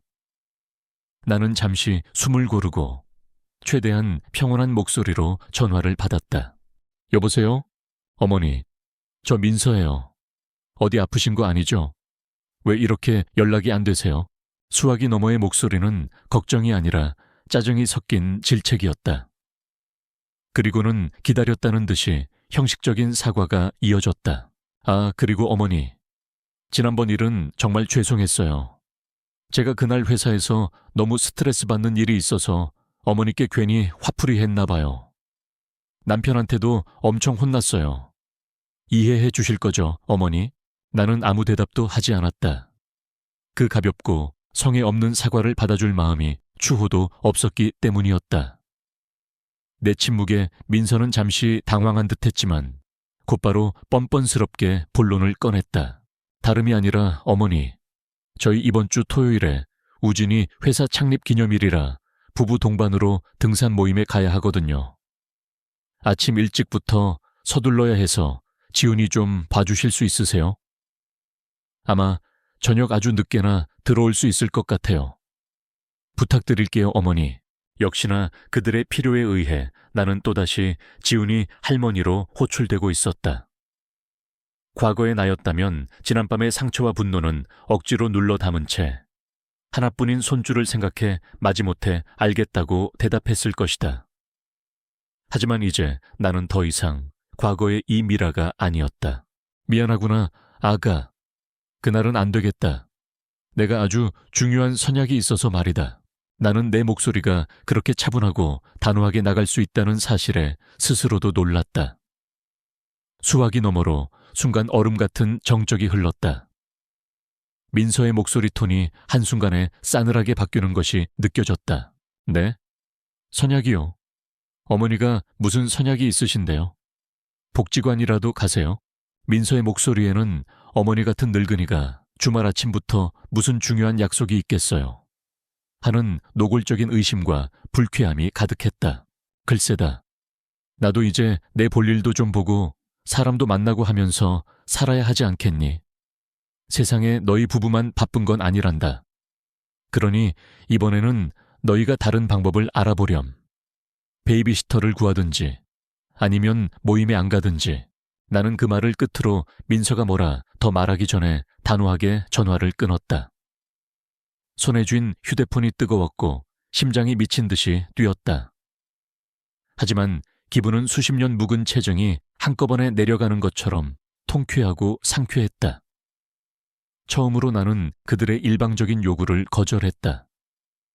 처음으로 나는 내 시간을, 내 인생을 그들의 편의보다 우선순위에 두었다. 이것은 아주 작고 사소한 방역의 시작일 뿐이었다. 앞으로 내가 만들어갈 누구도 침범할 수 없는 내 왕국의 성벽을 쌓아 올리는 첫 번째 벽돌이었지. 나는 창밖을 내다보았다. 어느새 하늘에는 저녁 노을이 붉게 번지고 있었다. 그것은 내 인생의 황혼을 알리는 쓸쓸한 노을이 아니라 제2의 인생이라는 찬란한 아침을 예고하는 눈부시도록 아름다운 여명이었다. 며느리 민서에게 처음으로 아니오라고 말한 그날 이후 내 삶에는 미묘하지만 분명한 변화의 바람이 불기 시작했다.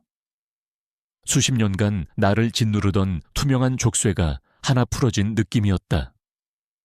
물론 그날 이후 민서에게서는 어떤 연락도 오지 않았다.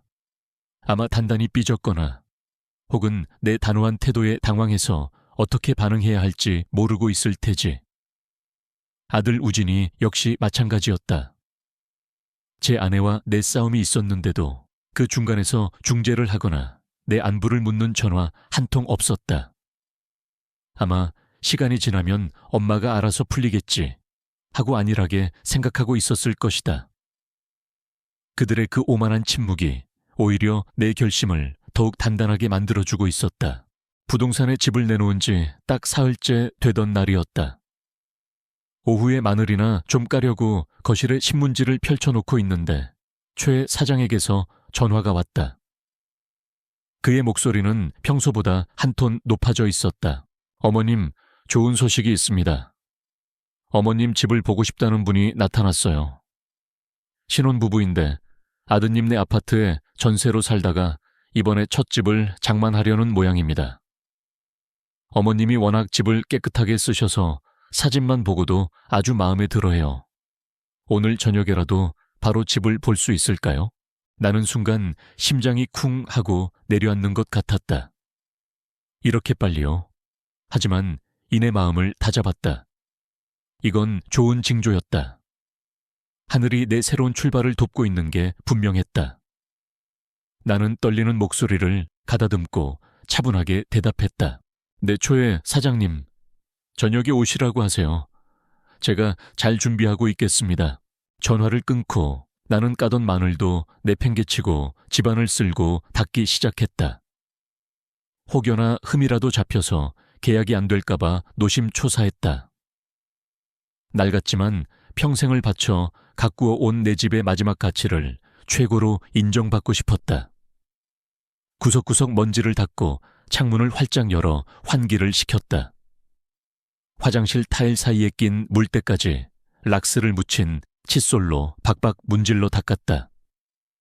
온몸이 땀으로 흠뻑 젖었지만 조금도 힘들지 않았다. 오히려 이 집을 떠나기 위한 성스러운 의식을 치르는 기분이었다. 저녁 7시쯤 초의 사장이 젊은 신혼부부 한 쌍을 데리고 집으로 들어왔다. 남자는 내 아들 우진이 또래로 보였고 여자는 이제 막 30줄에 들어선 아가씨였다.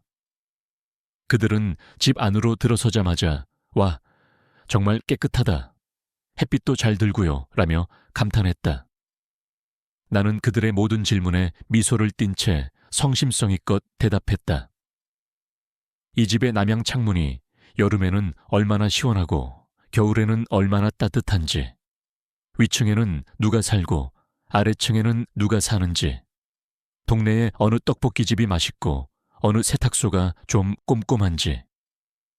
젊은 아내는 내 설명을 들으며 연신 고개를 끄덕였고 내 손을 꼭 잡으며 말했다. 어머님이 정말 정부 튀고 사신 집이라는 게 느껴져요. 저희가 이 집에 살게 되면 어머님처럼 아끼고 깨끗하게 잘 살게요. 그 말에 나는 순간 울컥하고 말았다. 지난 수십 년간 내 아들과 며느리에게서는 단 한 번도 들어보지 못했던 따뜻한 말이었다. 이 집의 가치를, 내가 살아온 세월의 가치를 이 생면부지의 젊은 부부가 알아봐 주는 것 같아 눈시울이 뜨거워졌다. 그들이 돌아가고 1시간쯤 지났을까? 초의 사장에게서 다시 전화가 왔다.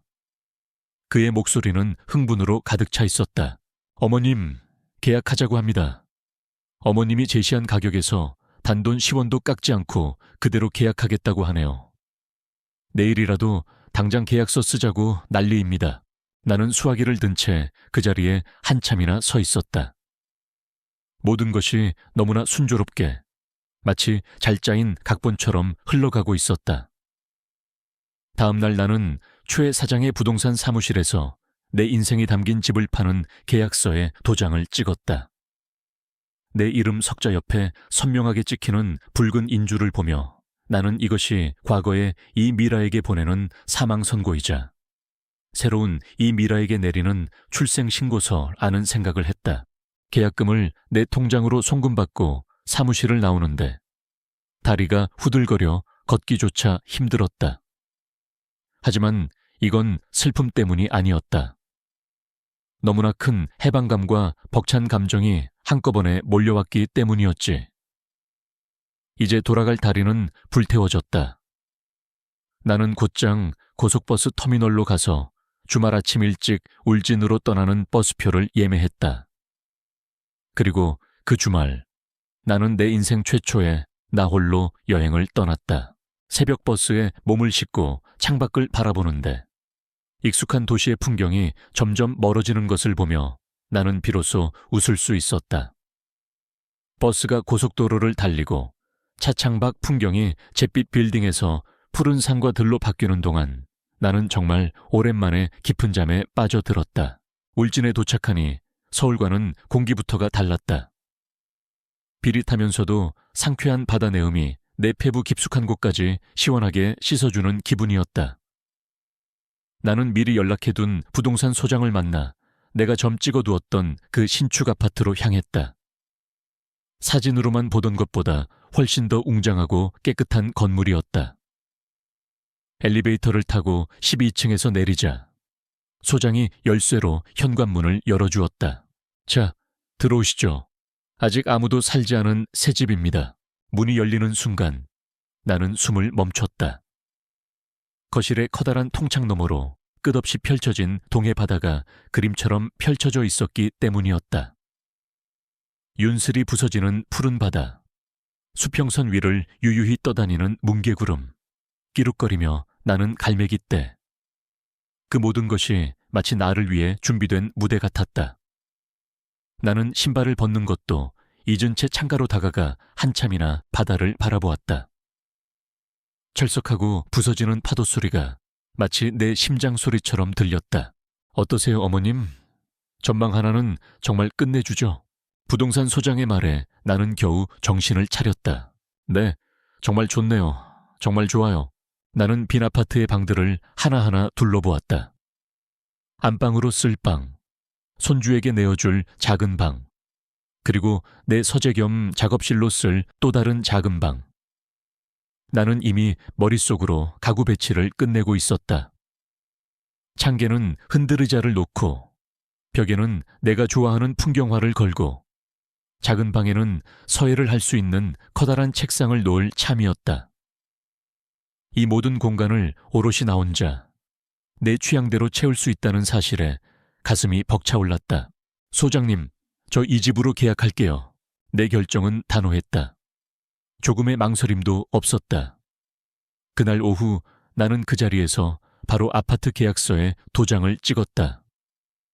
내 인생의 두 번째 집, 아니 어쩌면 첫 번째 내 집이 생기는 순간이었다. 서울로 돌아오는 버스 안에서 나는 내 통장에 찍힌 계약금 액수와 새로 생긴 집의 계약서를 몇 번이고 다시 들여다보았다. 이건 꿈이 아니었다. 내가 내 힘으로 일궈낸 현실이었다. 그렇게 내 비밀스러운 계획이 착착 진행되는 동안 아들 우진이에게서 전화가 한 통 걸려왔다.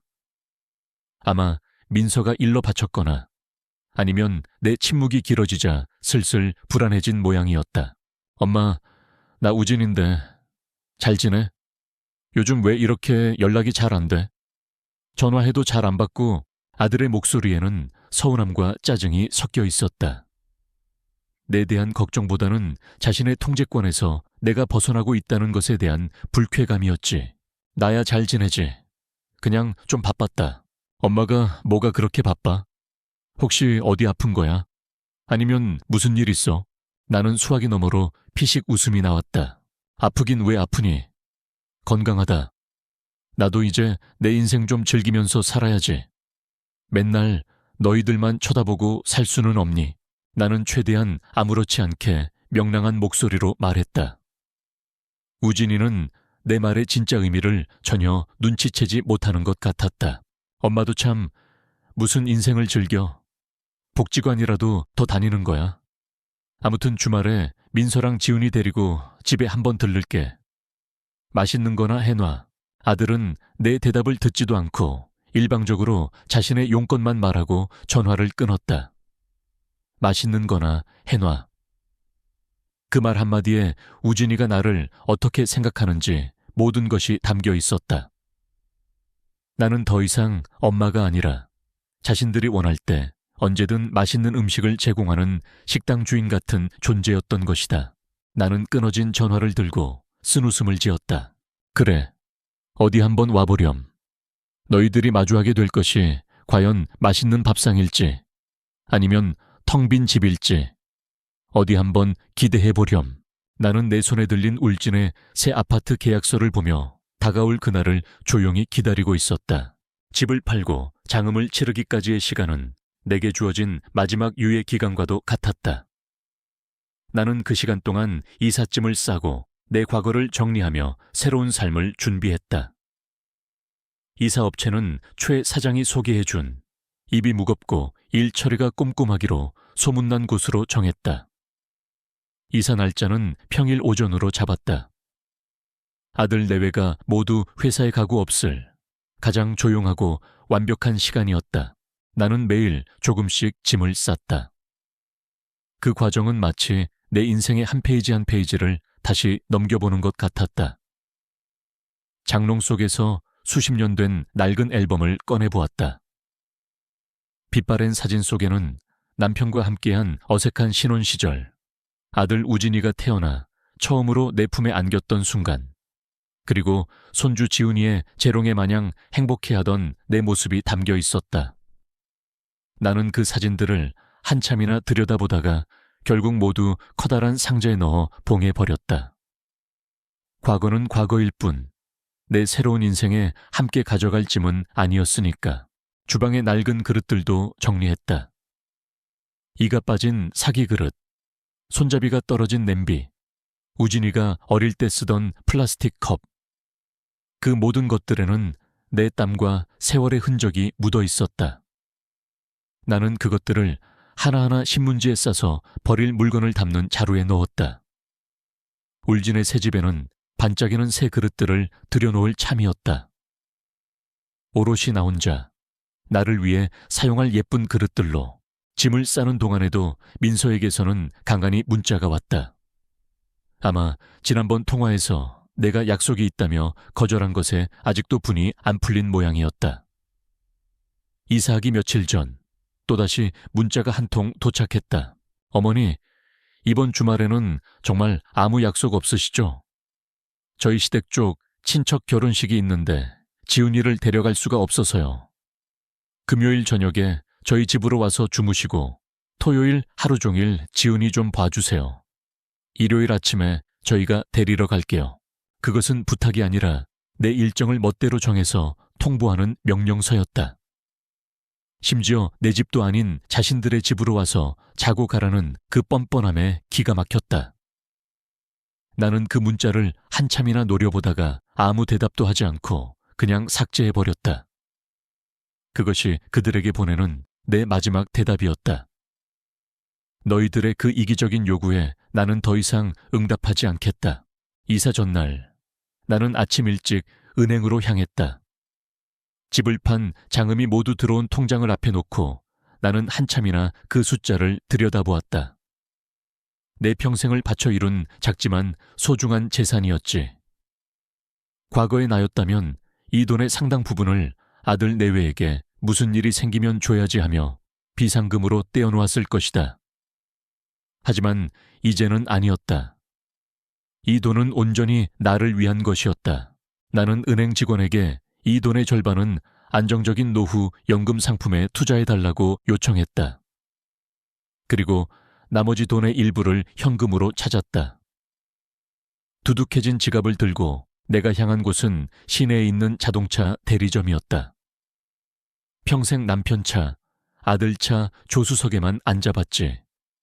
내 이름으로 된 차를 가져본 적이 없었다. 대리점에 들어서자 번쩍이는 새 차들과 젊은 영업사원들이 나를 어색하게 만들었지. 한 젊은 직원이 다가와 뭘 도와줄지 물었다. 아마 차를 사러 온 고객이 아니라 길을 잃은 노인쯤으로 생각했을지도 모른다. 저 차 좀 보러 왔는데요. 내 말에 그는 조금 놀란 표정을 짓더니 이내 능숙하게 차들을 소개하기 시작했다. 나는 그의 설명을 들으며 가장 작고 운전하기 편해 보이는 소형차 앞에 섰다. 반짝이는 하얀색 차체가 꼭 나처럼 새로운 시작을 기다리는 것 같아 마음에 들었다. 아이 차로 할게요. 이걸로 계약하고 싶습니다. 내 단호한 결정에 영업사원은 더 놀란 눈치였다. 이것저것 따지고 몇 번은 더 와볼 거라 생각했던 모양이었다. 나는 그 자리에서 내가 찾아온 현금 뭉치로 계약금을 지불했다. 할부 안 하시고 일시불로 하시는 거 맞으시죠? 하고 몇 번이나 되묻는 그에게 나는 당당하게 고개를 끄덕였다. 내 인생의 첫 차도 온전히 내 돈으로 사는 차였다. 차는 이틀 뒤에 내 옛집 앞으로 배달되기로 했다.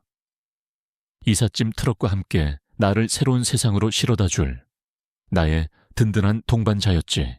그리고 이사 당일 새벽이 밝았다. 나는 뜬 눈으로 밤을 새우고 마지막으로 텅 빈 집을 둘러보았다. 모든 짐이 꾸려지고 내 송화방 하나만 덩그러니 남아있었지. 동이 트기 전에 푸르스름한 어둠 속에서 약속된 시간에 맞춰 드르륵하고 이삿짐 센터 트럭이 골목으로 들어서는 소리가 들렸다. 내 심장이 세차게 뛰기 시작했다. 일사불란하게 움직이는 이삿짐 센터 직원들 덕분에 내 평생의 살림살이는 2시간이 채 안 되어 거대한 트럭 안으로 모두 옮겨졌다. 텅 비어버린 집안은 내 목소리마저 울릴 정도로 공허했다. 나는 마지막으로 현관문을 잠그고 열쇠를 집 안으로 던져 넣었다. 더 이상 이 집에 돌아올 일은 없다는 나 자신과의 약속이었지.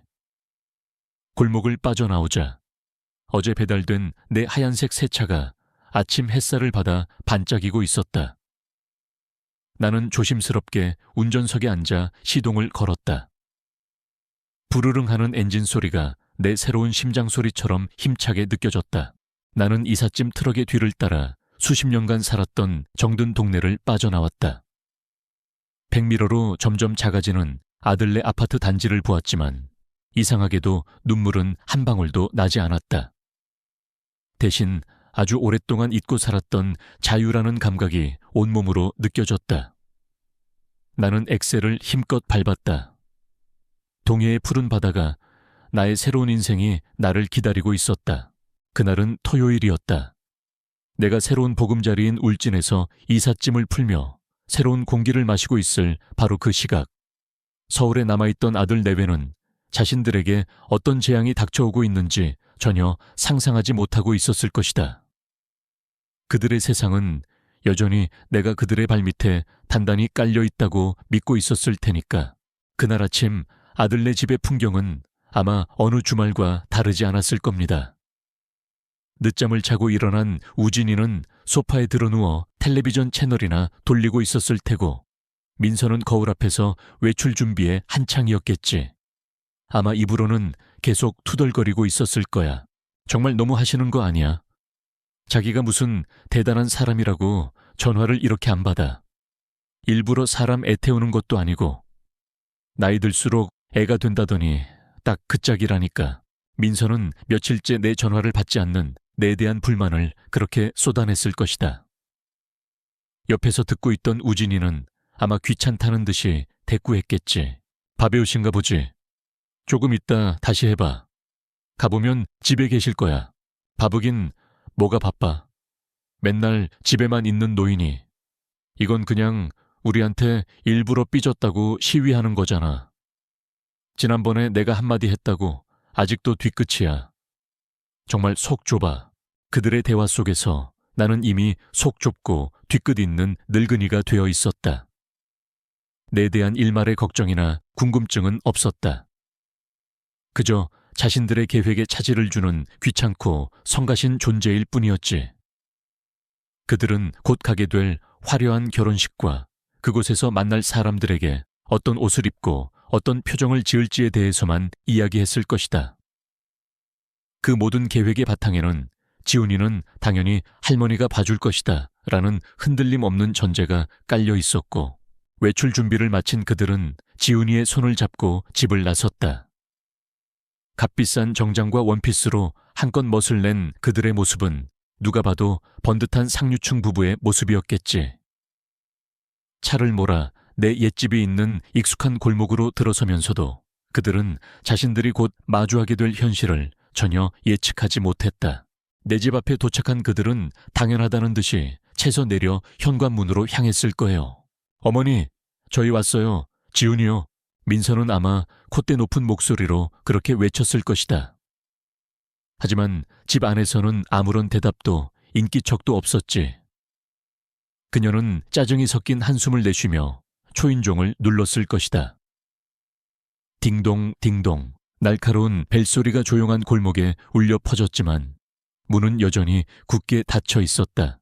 어머니, 안에 계신 거 다 알아요. 문 좀 열어보세요. 저희 지금 바빠 죽겠다고요. 참을성이 바닥난 민서가 결국 문을 쾅쾅 두드리며 소리치기 시작했다. 그녀의 무례한 행동에 옆집 사람이 창문을 열고 쳐다볼 정도였을 테지. 바로 그때였다. 그들이 두드리던 바로 그 현관문이 달칵 소리를 내며 안에서부터 열렸다. 하지만 문은 활짝 열리지 않고 낡은 쇠사슬이 걸린 채 주먹 하나 들어갈 정도로만 열렸다. 그리고 그 틈으로 낯선 젊은 여자의 얼굴이 불쑥 나타났다. 잔뜩 경계하는 눈빛이었지. 누구세요? 왜 남의 집 문을 그렇게 함부로 두드리세요? 아마 며칠 전 나와 계약했던 그 젊은 신혼부부 중 아내였을 것이다. 우진이와 민서는 생면부지의 여자가 내 집에서 나오는 것을 보고 순간 할 말을 잃고 멍하니 서 있었을 거다. 네? 남의 집이라니요? 여기 이 미라 여사님 댁 아니에요. 정신을 차린 우진이가 당황해서 묻자 젊은 여자는 의아하다는 표정을 지으며 대답했다. 무슨 말씀이세요? 이 집은 저희 집인데요. 이 미라 여사님은 이 집 전 주인이시고. 네? 전 주인이요. 아, 혹시 월세로 잠깐 들어와 계신 건가요? 저희 어머니가 잠깐 어디 가셨나 본데. 우진이는 어떻게든 이 비현실적인 상황을 자신의 상식선에서 이해해 보려고 애썼을 것이다. 하지만 젊은 여자의 다음 말이 그 마지막 희망마저 산산조각 내버렸다. 아니요, 월세 아닌데요. 저희가 이 집 정식으로 매매해서 샀고 그저께 등기까지 다 마쳤어요. 장음도 다 치렀고요. 이사 가신 지 며칠 됐는데 아드님네랑 며느님 되시는 것 같은데 연락 못 받으셨어요. 그 말은 마치 거대한 망치가 되어 우진이와 민서의 머리를 강타하는 것과 같았을 것이다. 집을 팔았다. 이사를 갔다. 등기까지 마쳤다. 그 단어 하나하나가 비수처럼 날아와 그들의 심장에 박혔다. 민서의 얼굴은 분노로 붉어졌다가 이내 충격으로 새하얗게 질렸고 다시 새빨간 분노로 타오르기 시작했다. 거짓말하지 마세요. 우리 어머니가 우리한테 말 한마디 없이 집을 팔았을 리가 없잖아요. 당신 누구야? 사기꾼이지. 이성을 잃은 민서가 젊은 여자에게 악을 쓰며 달려들자 집 안에서 그녀의 남편인 듯한 남자가 뛰쳐나왔다. 웬 소란입니까? 당신들 뭐야? 남의 집 앞에서 이 집 문서 좀 보여줘봐요. 당신들이 정말 이 집을 샀는지 내 눈으로 확인해야겠어. 상황은 순식간에 아수라장이 되었다. 결국 젊은 부부는 자신들의 이름이 선명하게 찍힌 부동산 매매 계약서와 등기 권리증을 들고 나와 그들의 눈앞에 흔들어 보였다. 그 서류들은 그들에게 내려진 사형 선고나 다름없었지. 더 이상 부정할 수 없는 현실 앞에서 우진이와 민서는 시선 사람처럼 그 자리에 얼어붙고 말았다. 자신들의 편리한 무료 부모이자 만능 해결사였던 엄마, 시어머니가 아무런 예고도 없이, 흔적도 없이 자신들의 인생에서 완벽하게 증발해 버렸다는 사실을 마주한 순간이었다. 결혼식에 가는 것은 당연히 물 건너갔다. 그들은 망연자실한 채 자신들의 번쩍이는 차로 돌아왔을 것이다. 지훈이는 겁에 질려 울음을 터뜨렸고, 차 안에 무거운 침묵을 깬 것은 마그마처럼 들끓던 민서의 분노였다. 이게 다 당신 때문이야. 이게 무슨 꼴이냐고. 민서는 핏발선 눈으로 운전대를 잡고 있는 우진이를 쏘아붙이며 악을 썼다. 당신 엄마가 이렇게 집까지 팔고 가족을 버리고 도망갈 동안 당신은 대체 뭘 한 거야? 당신이 아들 아니야? 당신이 중간에서 조금이라도 똑바로 했어봐. 엄마 관리 하나 제대로 못해서 이 꼴을 만들어. 거기에는 어머니를 잃은 슬픔이나 인간적인 걱정은 단 한 톨도 없었다. 오직 자신들의 계획이 틀어진 것에 대한 분노와 이 모든 책임은 무능한 남편인 당신에게 있다는 비난뿐이었지. 이제 지훈이는 누가 봐. 당장 다음 주부터 나는 회사에 중요한 프로젝트가 있어서 야근해야 한단 말이야. 베이비시터는 하늘에서 떨어져. 돈은? 그 비싼 돈은 당신이 다 낼 거냐고. 당신 엄마가 우리한테 그동안 받아간 돈이 얼마인 줄 알아? 우리가 매달 생활비 드렸지. 용돈 드렸지. 지훈이 봐주는 값은 평생 공짜였지. 이제 그 돈 다 어디서 나? 당신 책임질 수 있어? 민서는 그동안 내가 자신들에게 얼마나 경제적으로 큰 보탬이 되었는지를 이제 와서야 깨달은 모양이었다. 하지만 그것은 감사함이 아닌 이제 더 이상 그 혜택을 누릴 수 없게 되었다는 것에 대한 분노로 표출되었을 뿐이었다. 그녀는 내가 이기적이고 무책임한 노인이라고 비난하며 우진이의 무능함과 나약함을 공격했다. 당신은 아들도 아니야. 남편 자격도 없어. 자기 엄마 하나 건사 못해서 마누라 앞길까지 막는 이런 한심한 인간. 우진이는 그 모든 비난을 고스란히 맞으며 말이 너무 심하잖아 라는 약한 반박 외에는 아무 대답도 하지 못했을 테고, 그는 언제나 그랬듯 문제의 본질을 파악하기보다는 당장의 소나기를 피하는 데만 급한 사람이었으니까. 그들은 집으로 돌아와 내게 수백 통의 전화를 걸었을 것이다. 나는 그때쯤 울진의 새집 창가에 앉아 이삿짐 센터 직원들과 함께 먹으려고 시킨 따끈한 족발을 앞에 두고 평화롭게 바다를 보고 있었다. 내 주머니 속에서 휴대폰이 미친 듯이 울렸지만 나는 발신자 이름만 확인하고는 조용히 무음으로 바꿔버렸지. 더 이상 그들의 감정 쓰레기통이 되어줄 생각은 없었다. 전화를 받지 않자 그들은 친척들에게 닥치는 대로 전화를 돌리기 시작했을 거다. 하지만 아무도 내 행방을 알지 못했지. 그들에게 나는 우진이 엄마였을 뿐, 내 개인적인 계획을 공유할 만큼 가까운 사람은 아무도 없었으니까. 시간은 흐르고 저녁이 되고 밤이 깊어졌을 것이다.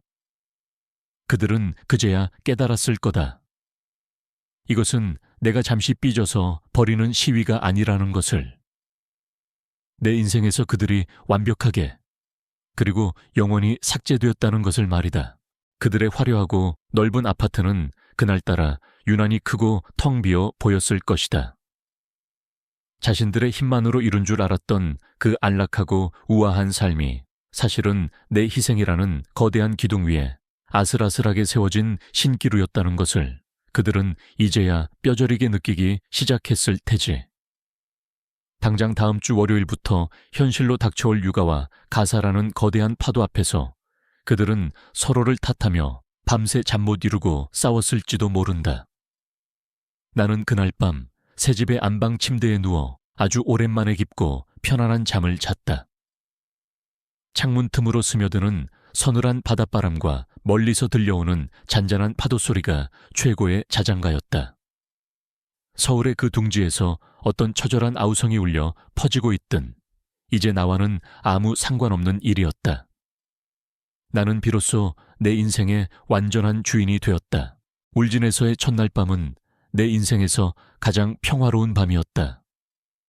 서울의 그 좁은 빌레에서는 늘 각종 소음에 시달리며 얕은 잠을 자기 일쑤였는데 이 바닷가의 새집에서는 달랐다. 창문 틈으로 스며드는 서늘하고 깨끗한 바닷바람, 그리고 멀리서 들려오는 잔잔한 파도 소리가 마치 클래식 음악처럼 내 마음을 어루만져 주었다. 나는 갓난아기처럼 깊고 편안한 잠에 빠져들었다. 수십 년 묵은 피로가 한꺼번에 씻겨나가는 기분이었다. 다음 날 아침, 나는 알람 소리가 아닌 창문 너머 수평선 위로 떠오르는 붉은 태양을 보며 눈을 떴다.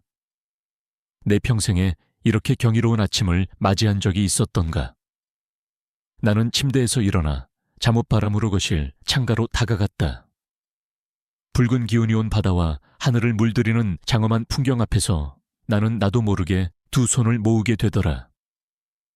특정 종교는 없지만 내 인생의 새로운 시작을 허락해준 이 세상 모든 신에게 감사 기도를 올리고 싶었다. 그 순간 내 주머니 속에서 휴대폰이 미친 듯이 진동하기 시작했다. 화면을 보니 내 아들이라는 이름이 떠 있었지. 아마 밤새 전화를 하다가 아침이 되자마자 또 나를 찾아 나선 모양이다. 나는 그 화면을 가만히 들여다보다가 피식 한번 웃고는 전원 버튼을 길게 눌러 아예 꺼버렸다. 이 신성한 아침을 그들의 불안과 짜증으로 더럽히고 싶지 않았거든. 그날부터 나의 새로운 일상이 시작되었다. 아침에 일어나면 가장 먼저 커피를 내리고 그 커피잔을 들고 해변으로 나간다. 아무도 없는 아침 바닷가를 혼자 거닐며 밀려오는 파도에 발을 담그기도 하고 예쁜 조개 껍데기를 줍기도 했지. 서울에서는 상상도 할 수 없었던 여유였다. 오전에는 이삿짐을 풀고 새집을 꾸미는 재미에 푹 빠졌다. 나는 내 돈으로 산 새 차를 몰고 읍내로 나가 내 마음에 쏙 드는 가구와 살림살이를 사들였다. 푹신한 베이지색 소파, 하얀색 식탁, 그리고 창가에 놓을 예쁜 흔들 의자까지. 누구의 취향도 누구의 허락도 필요 없었다. 오직 나 이 미라의 마음에 드는 것들로만 내 공간을 채워나가는 기쁨은 실로 대단했다. 벽에는 내가 좋아하는 고흐의 아몬드 나무 그림 복제품을 걸었다. 아몬드 나무의 하얀 꽃이 마치 제2의 인생을 시작하는 나를 축복해주는 것만 같았지. 짐 정리가 어느 정도 끝난 뒤에는 동네 주민센터를 찾아갔다. 그리고 평생 해보고 싶었지만 먹고 살기 바빠 엄두도 내지 못했던 서예반과 라인댄스 반에 내 이름을 등록했다. 첫 서예 수업날, 나는 붓을 잡는 법도 몰라 쩔쩔맸다. 하지만 선생님은 차근차근 아주 친절하게 가르쳐 주셨지. 하얀 화선지 위에 먹물이 스며들며 글자가 만들어지는 것을 보는데 내 마음속 응어리들도 그 먹물과 함께 스르르 풀려나가는 것 같았다. 라인댄스는 더 즐거웠다. 경쾌한 음악에 맞춰 여러 사람과 함께 줄을 서서 춤을 추다 보니 내가 이미 노인이라는 사실도 잊게 되더라. 처음에는 스텝이 엉망이라 옆 사람 발을 밟기 일쑤였지만 아무도 나를 타박하지 않았다. 오히려 어머님, 처음인데 너무 잘하시네요. 다음 주에는 더 잘하실 수 있을 거예요라며 서로를 격려했지. 그곳에서 나는 좋은 친구들도 사귀게 되었다.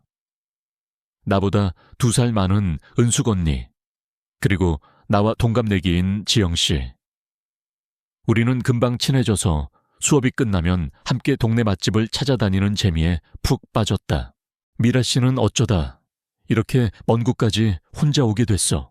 어느 날 셋이서 시원한 물회 한 그릇씩을 앞에 놓고 수다를 떨다가 은숙 언니가 물었다.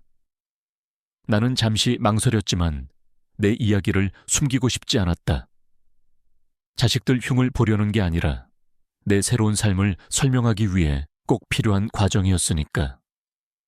나는 며느리의 모욕적인 말 한마디에서 시작된 내 탈출기를 담담하게 털어놓았다. 내 이야기를 듣는 내내 은숙 언니와 지영 씨는 내 편이 되어 함께 분노하고 함께 안타까워해 주었다. 아이고, 세상에 그런 일이 있었구나. 미라 씨, 정말 고생 많았네. 그래도 그렇게 박차고 나올 결심을 한 게 어디야. 정말 대단하다. 대단해. 지영 씨가 내 손을 꼭 잡아주며 말했다. 맞아. 자식들도 다 소용없어. 다 크면 제 살기 바쁘지. 늙은 부모 생각하는 자식 몇이나 된다고. 결국 내 인생은 내가 챙겨야 하는 거야. 미라 씨, 정말 잘했어. 여기 와서 우리랑 이렇게 재미있게 살면 되지. 뭐가 걱정이야. 은숙 언니의 말에 나는 그만 눈물이 핑 돌고 말았다. 내가 가족에게서조차 받지 못했던 위로와 공감을 만난 지 얼마 되지 않은 이 친구들에게서 받고 있었던 것이다. 나는 그때 깨달았다.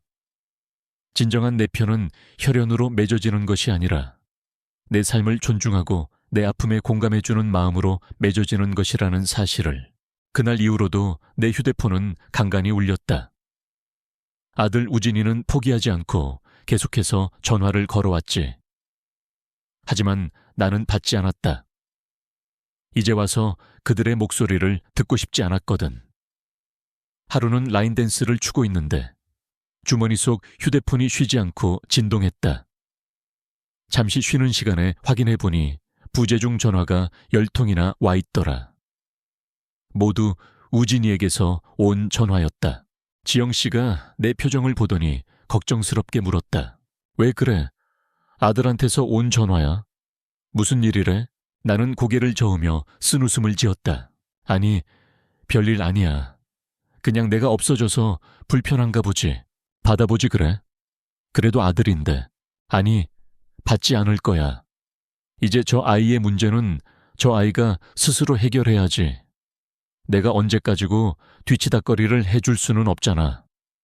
저 전화기는 이제 내가 받고 싶을 때만 받는 그런 물건이 된 거야. 모든 주도권은 이제 나한테 있어. 나는 그렇게 말하고는 휴대폰을 다시 가방 깊숙한 곳에 넣어버렸다. 전화를 받지 않는 것. 그것은 숨거나 도망치는 행위가 아니었다. 그것은 내 평화로운 일상을 지키기 위한 적극적인 선택이자 내게 남겨진 유일한 권력이었다. 나는 그 권력을 마음껏 누리기로 했다. 나는 내 이름으로 된 새 차를 몰고 동해안 1번 국도를 따라 여행을 다니기도 했다. 영덕에 가서 대게를 사 먹고 포항 호미곶에서 거대한 손 조형물을 보며 감탄하기도 했지. 혼자 떠나는 여행은 외롭지 않았다. 오히려 내 자신과 온전히 마주하고 내 생각과 감정에 귀 기울일 수 있는 소중한 시간이었다. 나는 길게 예쁜 카페에 앉아 홀로 차를 마시며 내가 얼마나 오랫동안 내 자신을 돌보지 않고 살아왔는지를 깨달았다. 그리고 앞으로 남은 인생은 철저하게 내 자신을 위해 나를 행복하게 하는 일들로만 가득 채우리라 다짐했다. 어느덧 울진에 내려온 지 한 달이 지났다. 내 얼굴에는 서울에 있을 때와는 비교도 할 수 없을 만큼 건강한 혈색이 돌았고 입계는 늘 잔잔한 미소가 머물렀다. 나는 더 이상 누군가의 엄마나 할머니가 아닌 서예를 배우고 춤을 추고 여행을 다니는 독립적이고 유쾌한 노인 이미라로 다시 태어나고 있었다. 서울의 그 좁고 답답했던 빌라는 이제 아주 먼 전생의 기억처럼 아득하게만 느껴졌다. 내가 울진의 푸른 바다를 보며 제2의 인생을 만끽하는 동안 서울에 남겨진 아들 내외의 삶은 걷잡을 수 없는 속도로 추락하고 있었다. 물론 그들이 어떻게 지내는지 내가 직접 본 것은 아니다. 하지만 세상에는 바람보다 빠른 것이 바로 소문 아니겠나. 가끔 안부를 주고받던 시누이. 그러니까 우진이의 고모를 통해 그들의 소식을 전해 들을 수 있었다. 내가 사라지고 첫 일주일 동안 그들은 아마 패닉 상태였을 거다. 당장 지훈이를 돌봐줄 사람이 없으니 민서는 회사에 급히 휴가를 내야만 했지. 하지만 회사라는 곳이 어디 그런 사정을 계속 봐주는 곳인가.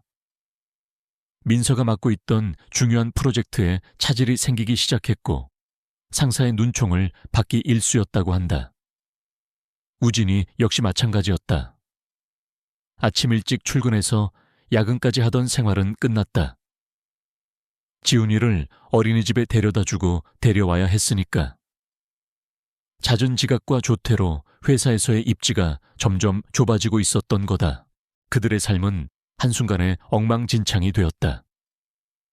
이전에는 내가 매일같이 쓸고 닦고 반찬을 해다 바쳤으니 집이 늘 호텔처럼 깨끗했겠지만 이제는 아니었지. 퇴근하고 돌아오면 집안은 난장판이었고 저녁은 늘 배달음식으로 때웠다고 한다. 배달음식도 하루 이틀이지. 돈도 돈이고 건강도 걱정되니 결국 민서가 저녁을 차려야 했는데 평생 부엌일이라고는 해본 적 없는 아가씨가 뭘 제대로 했겠나. 밥은 타기 일쑤고 국은 짜서 먹을 수가 없었지. 그런 사소한 일들이 쌓이고 쌓여 부부싸움이 하루도 그칠 날이 없었다고 한다. 이게 다 당신 엄마 때문이야. 어떻게 자식한테 말 한마디 없이 이렇게 무책임하게 사라질 수가 있어. 그럼 너는 내가 엄마한테 조금이라도 잘했어 봐. 엄마가 집까지 팔고 떠나셨겠냐고. 그들은 서로에게 책임을 떠넘기며 서로의 마음에 상처를 내는 말을 퍼부었다고 한다. 그들이 그토록 지키고 싶어 했던 안락하고 우아한 삶은 나라는 존재가 사라지자마자 와르르 무너져 내린 모래성과 같았던 것이다. 결국 그들은 비싼 돈을 주고 베이비시터를 구했다고 한다. 하지만 지훈이는 낯선 사람 손에 맡겨지는 것을 극도로 불안해했고 베이비시터 역시 자신들을 하인부리듯 하는 민서의 고압적인 태도를 견디지 못하고 한 달도 채 안 되어 그만두기 일쑤였지. 상황이 최악으로 치닫자 민서는 마지막 동아줄이라도 잡는 심정으로 자신의 친정엄마에게 전화를 걸어 울며불며 매달렸다고 한다. 엄마, 나 좀 도와줘. 나 너무 힘들어 죽을 것 같아. 엄마가 당분간만이라도 와서 지훈이 좀 봐주면 안 될까? 하지만 민서의 친정엄마, 그러니까 내 사돈은 아주 현명하고 냉정한 분이셨다. 시누이의 전언에 따르면 사돈은 자신의 딸에게 이렇게 말했다고 한다. 민서야, 네가 내 시어머니한테 했던 행동을 그대로 돌려받고 있는 거다. 너는 네 시어머니를 얼마나 무시하고 함부로 대했니? 그분이 보살이시니 그동안 참고 살아주신 거지. 나 같았으면 진작에 엎어도 몇 번은 엎었다. 내 살림은 네가 알아서 하는 거고 내 새끼는 네가 책임지고 키우는 거야. 나는 내 인생이 있으니 나한테 더 이상 손 벌릴 생각하지 마라. 가장 믿었던 친정 엄마에게서마저 그런 냉정한 말을 들었을 때 민서의 심정이 어땠을까? 아마 하늘이 무너지는 기분이었겠지. 자신이 그동안 내게 얼마나 이기적이고 못되게 굴었는지 아주 조금이라도 깨달았을까? 아마 아닐 거다. 그저 자신을 도와주지 않는 세상을 원망하고 있었을 테지. 시간은 흐르고 그들의 경제적인 어려움은 점점 더 심각해졌다. 내게 얹혀 살며 아꼈던 생활비와 육아 비용이 고스란히 그들의 몫이 되었으니까. 마이너스 통장의 한도는 금방 차올랐고 카드 돌려막기에도 한계가 왔을 것이다. 그러던 어느 날 저녁이었다. 나는 친구들과 저녁 식사를 하고 집으로 돌아와 텔레비전을 보며 뜨개질을 하고 있었지. 그때 내 휴대폰이 울렸다. 모르는 번호였지만 왠지 받아야 할 것 같은 기분이 들었다. 여보세요? 수화기 너머에서는 한참 동안 아무 소리가 들리지 않았다. 그러다 아주 힘겹고 지친 목소리가 들려왔다. 이엄아, 우진이었다. 나는 아무 대답도 하지 않았다. 그저 숨을 죽인 채 다음 말을 기다렸지. 엄마, 어디야? 어디 있는 거야? 우리 너무 힘들어. 아들의 목소리는 물에 젖은 솜처럼 무겁고 축축했다. 하지만 그 안에는 내에 대한 그리움이나 미안함보다는 지독한 자기 연민만이 가득했다. 엄마가 없으니까 아무것도 안 돼. 집은 엉망이고 민서랑은 맨날 싸우고 회사에서는 쫓겨날 판이야. 돈은 버는 족족 다 나가고. 엄마, 우리 정말 죽을 것 같아. 우진이는 그렇게 한참 동안 자신의 힘든 상황을 하소연하듯 늘어놓았다. 나는 그 모든 말을 마치 강 건너 불구경하듯 무심한 마음으로 듣고 있었다. 그러더니 마침내 본론을 꺼내더군. 그 말은 내 예상에서 단 한 치도 벗어나지 않았다. 엄마, 혹시 집 팔고 받은 돈 아직 다 있어? 엄마가 예전에 그랬잖아. 나중에 우리 무슨 일 생기면 주려고 모아둔 비상금이라고. 엄마, 우리 지금이 바로 그 무슨 일 생긴 때야. 그 돈으로 우리 좀 도와주면 안 될까? 제발, 엄마, 나 좀 살려줘. 결국 돈이었다. 그가 나를 필사적으로 찾아 헤맨 이유는 늙은 엄마에 대한 걱정이나 사랑이 아니었다. 그저 내가 손에 쥐고 있을 돈이 필요했던 거다. 나는 그 순간 내 아들에 대한 마지막 남은 한 조각의 미련마저 깨끗하게 사라지는 것을 느꼈다. 아들의 그 구차하고 노골적인 금전 요구를 들으며 나는 어이가 없어서 웃음이 나왔다. 아주 차갑고 메마른 웃음이었지. 수화기 너머의 우진이는 내 웃음소리에 당황한 듯 엄마 하고 나를 불렀다. 나는 한참 만에 입을 열었다. 내 목소리는 나 자신도 놀랄 만큼 침착하고 냉정했다. 우진아, 내 목소리에 아들은 잠시 숨을 멈추는 것 같았다. 네오는 아직도 내가 왜 떠났는지 모르는구나. 내가 돈이 없어서 너희 집 살림이 어려워 보여서 떠난 것 같니? 아니, 나는 너희에게 더 이상 인간적인 존중을 받을 수 없다고 생각해서 떠난 거야. 그런데 너는 나를 찾아내서 한다는 첫마디가 결국 돈 이야기구나. 나는 잠시 말을 멈췄다. 그 돈? 그래, 아직 다 있다. 하지만 이제 그 돈은 너희를 위한 비상금이 아니야.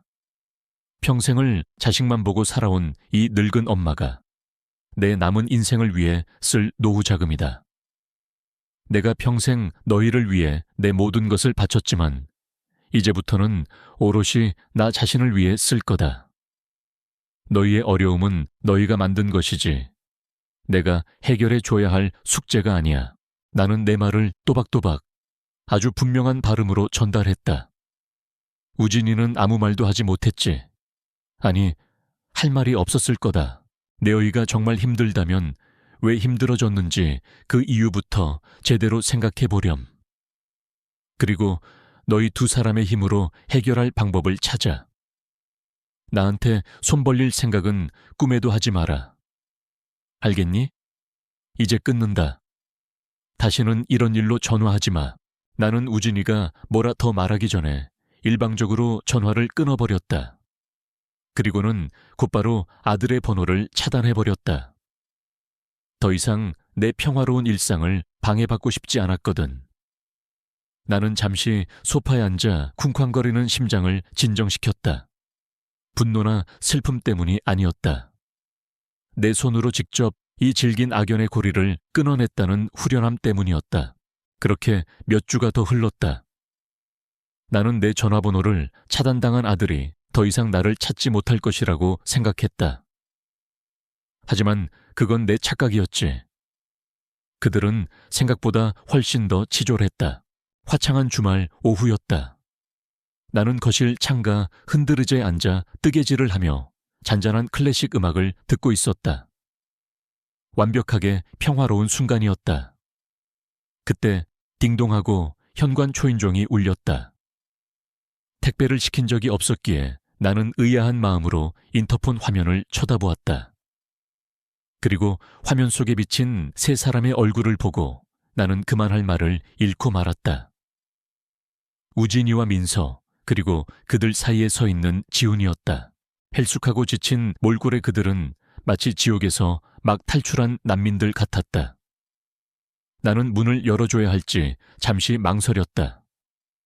하지만 이대로 돌려보내면 그들은 앞으로도 계속해서 나를 찾아와 이 평화를 깨뜨릴 것만 같았다. 이번 기회에 아주 확실하게 2번 다시는 나를 찾아올 엄두도 내지 못하도록 마침표를 찍어야 했다. 나는 심호흡을 한번 하고 현관으로 나가 문을 열어주었다. 에어메어니 문을 열자마자 민서가 와락 내게 달려들어 무릎이라도 꿇을 기세로 울먹이기 시작했다. 우진이는 고개를 푹 숙인 채 서 있었고 지훈이만이 어리둥절한 표정으로 나와 자기 부모를 번갈아 쳐다보고 있었지. 어머니, 제가 다 잘못했어요. 제가 정말 철이 없었어요, 어머니. 어머니의 소중함도 모르고 제가 너무 못되게 굴었어요. 용서해 주세요, 네. 저희가 앞으로 정말 잘할게요. 어머니 없으니까 저희는 하루도 살 수가 없어요. 민서는 눈물 콧물을 쏟아내며 미리 준비해 온 듯한 사죄의 말을 쏟아냈다. 하지만 나는 그 눈물에서 단 한 방울의 진심도 느낄 수 없었다. 그 눈빛은 반성하는 사람의 눈빛이 아니라 자신을 이 비참한 구렁텅이에서 건져줄 마지막 동아줄을 붙잡으려는 자의 처절한 눈빛이었다. 그들의 행색을 보니 아마 신우이를 통해 내 주소를 알아낸 모양이었다. 나는 민서의 그 가증스러운 연극을 아무 표정 없는 얼굴로 묵묵히 지켜보았다. 민서가 한참을 울며불며 매달리다가 지쳐서 잠잠해졌을 때 나는 조용히 지훈이를 불렀다. 지훈아, 이리 오렴. 지훈이는 잠시 망설이다가 내게로 다가와 품에 안겼다. 나는 아이를 꼭 껴안아 등을 토닥여 주었다. 아이의 몸에서는 며칠은 감지 않은 듯한 쿰쿰한 냄새가 났다. 나는 미리 준비해두었던 예쁜 로봇 장난감을 아이 손에 쥐어주었다. 우리 강아지, 그동안 고생 많았지. 할머니가 주는 선물이야. 그리고 나는 아이를 다시 부모에게로 돌려보낸 뒤 고개를 푹 숙이고 있는 우진이와 아직도 눈물을 훌쩍이는 민서를 똑바로 쳐다보며 말했다. 내 목소리는 바닷바람처럼 차갑고 파도처럼 단단했다. 너희가 보고 싶었던 건 내가 아니라 내 돈과 내 노동이었겠지. 이제 와서 뱉는 그 말들, 진심이 아니라는 거 나도 알고 너희도 알지 않니? 나는 지금 내 삶이 아주 행복하고 너희의 그 거짓된 사과를 받아줄 마음이 추호도 없다. 그러니 이만 돌아가거라. 이어면이 제발 민서가 뭐라고 더 말하려 했지만 나는 그녀의 말을 잘랐다. 한 가지만은 분명히 말해두마. 내 손주는 언제든 환영이다. 이 아이는 아무 죄가 없으니까.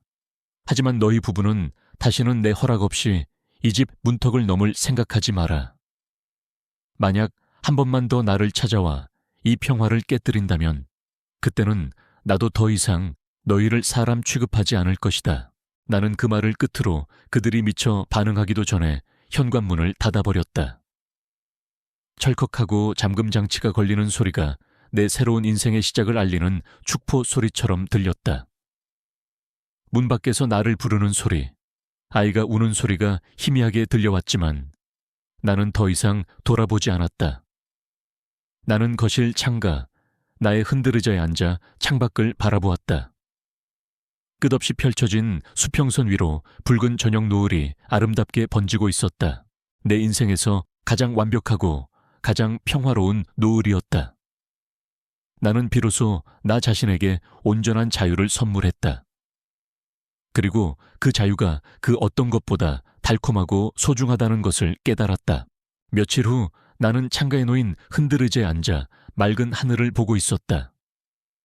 차가운 유리창을 통해 따스한 햇살이 쏟아져 들어왔고 멀리서 들려오는 파도 소리는 잔잔한 자장가 같았다. 완벽한 평화 속에서 문득 현관 초인종 소리가 울렸다. 또 그들일까 싶었지만 어쩐지 불길한 예감은 들지 않았다. 택배 기사의 목소리가 들려왔고 나는 조심스럽게 문을 열었다. 문 앞에 놓인 것은 작은 소포였다. 보내는 사람은 김우진이라고 적혀 있었고 발신지는 서울의 옛 주소였다. 나는 소포를 들고 들어와 천천히 뜯어보았다. 안에는 박스에 정성스레 포장된 물건이 있었다. 물건을 싸고 있던 뽁뽁이를 걷어내자 며칠 전 민서에게서 모았던 푼돈 5만 원이 가지런히 놓여 있었다. 돈 아래에는 작은 편지 봉투가 있었다. 편지 봉투 안에는 송을씨로 쓴 편지가 들어 있었다. 편지에는 민서의 서툰 글씨체로 이렇게 적혀 있었다. 어머니, 정말 죄송합니다. 5만 원, 이제서야 보내드려요. 제가 정말 철이 없었나 봐요. 어머니께서 저희에게 얼마나 소중한 존재이셨는지 이제야 깨달았습니다. 어머니께서 없으니 집안은 엉망이고 저희 둘은 매일 싸우기만 해요. 지훈이도 어머니를 너무 그리워하고 있어요. 제발 저희에게 돌아와 주세요. 저희가 더 잘할게요. 편지를 읽는 내내 나는 아무런 감정의 동요도 느끼지 못했다. 그들의 삶이 무너지고 이제야 나를 찾은 그들의 절박함이 엿보였다. 하지만 그 절박함은 나를 향한 진정한 사랑이나 존경에서 비롯된 것이 아니었다. 그저 자신들의 편리함과 안락함을 되찾기 위한 이기적인 바람일 뿐이었다. 나는 편지를 한참이나 들여다보다가 조용히 찢어버렸다. 그리고 5만 원을 서랍에 넣어두었다. 이 돈은 더 이상 그들의 돈이 아니었다. 이 돈은 내가 내 인생을 위해 쓸 돈이었다. 나는 밖으로 나가 가까운 우체국에 들러 편지지를 한 장 샀다. 그리고 집에 돌아와 지훈이에게 줄 편지를 쓰기 시작했다. 사랑하는 우리 지훈이에게 할머니는 지금 아주 예쁜 바닷가 마을에서 살고 있단다. 매일 아침이면 창문을 열고 푸른 바다를 보며 따뜻한 커피를 마신단다.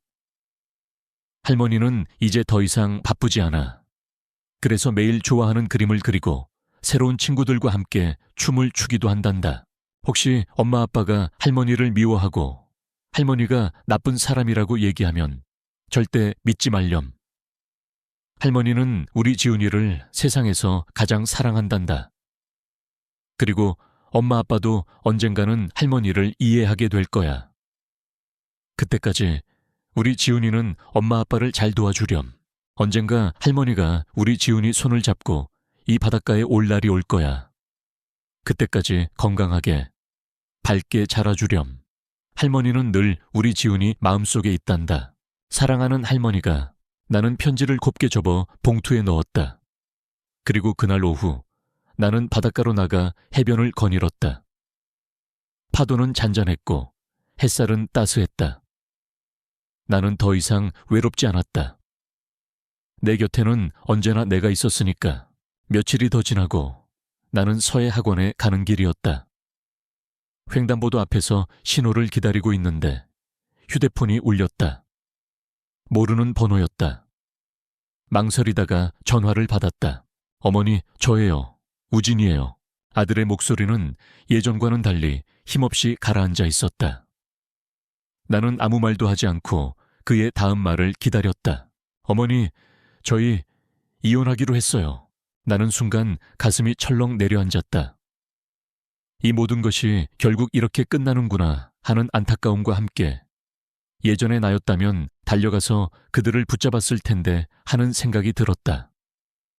하지만 이제 나는 더 이상 그들을 붙잡을 힘도 의무도 없었다. 우진아, 미안하다. 이제 나는 너희의 문제에 더 이상 관여할 수 없구나. 내 목소리는 차분했고 단호했다.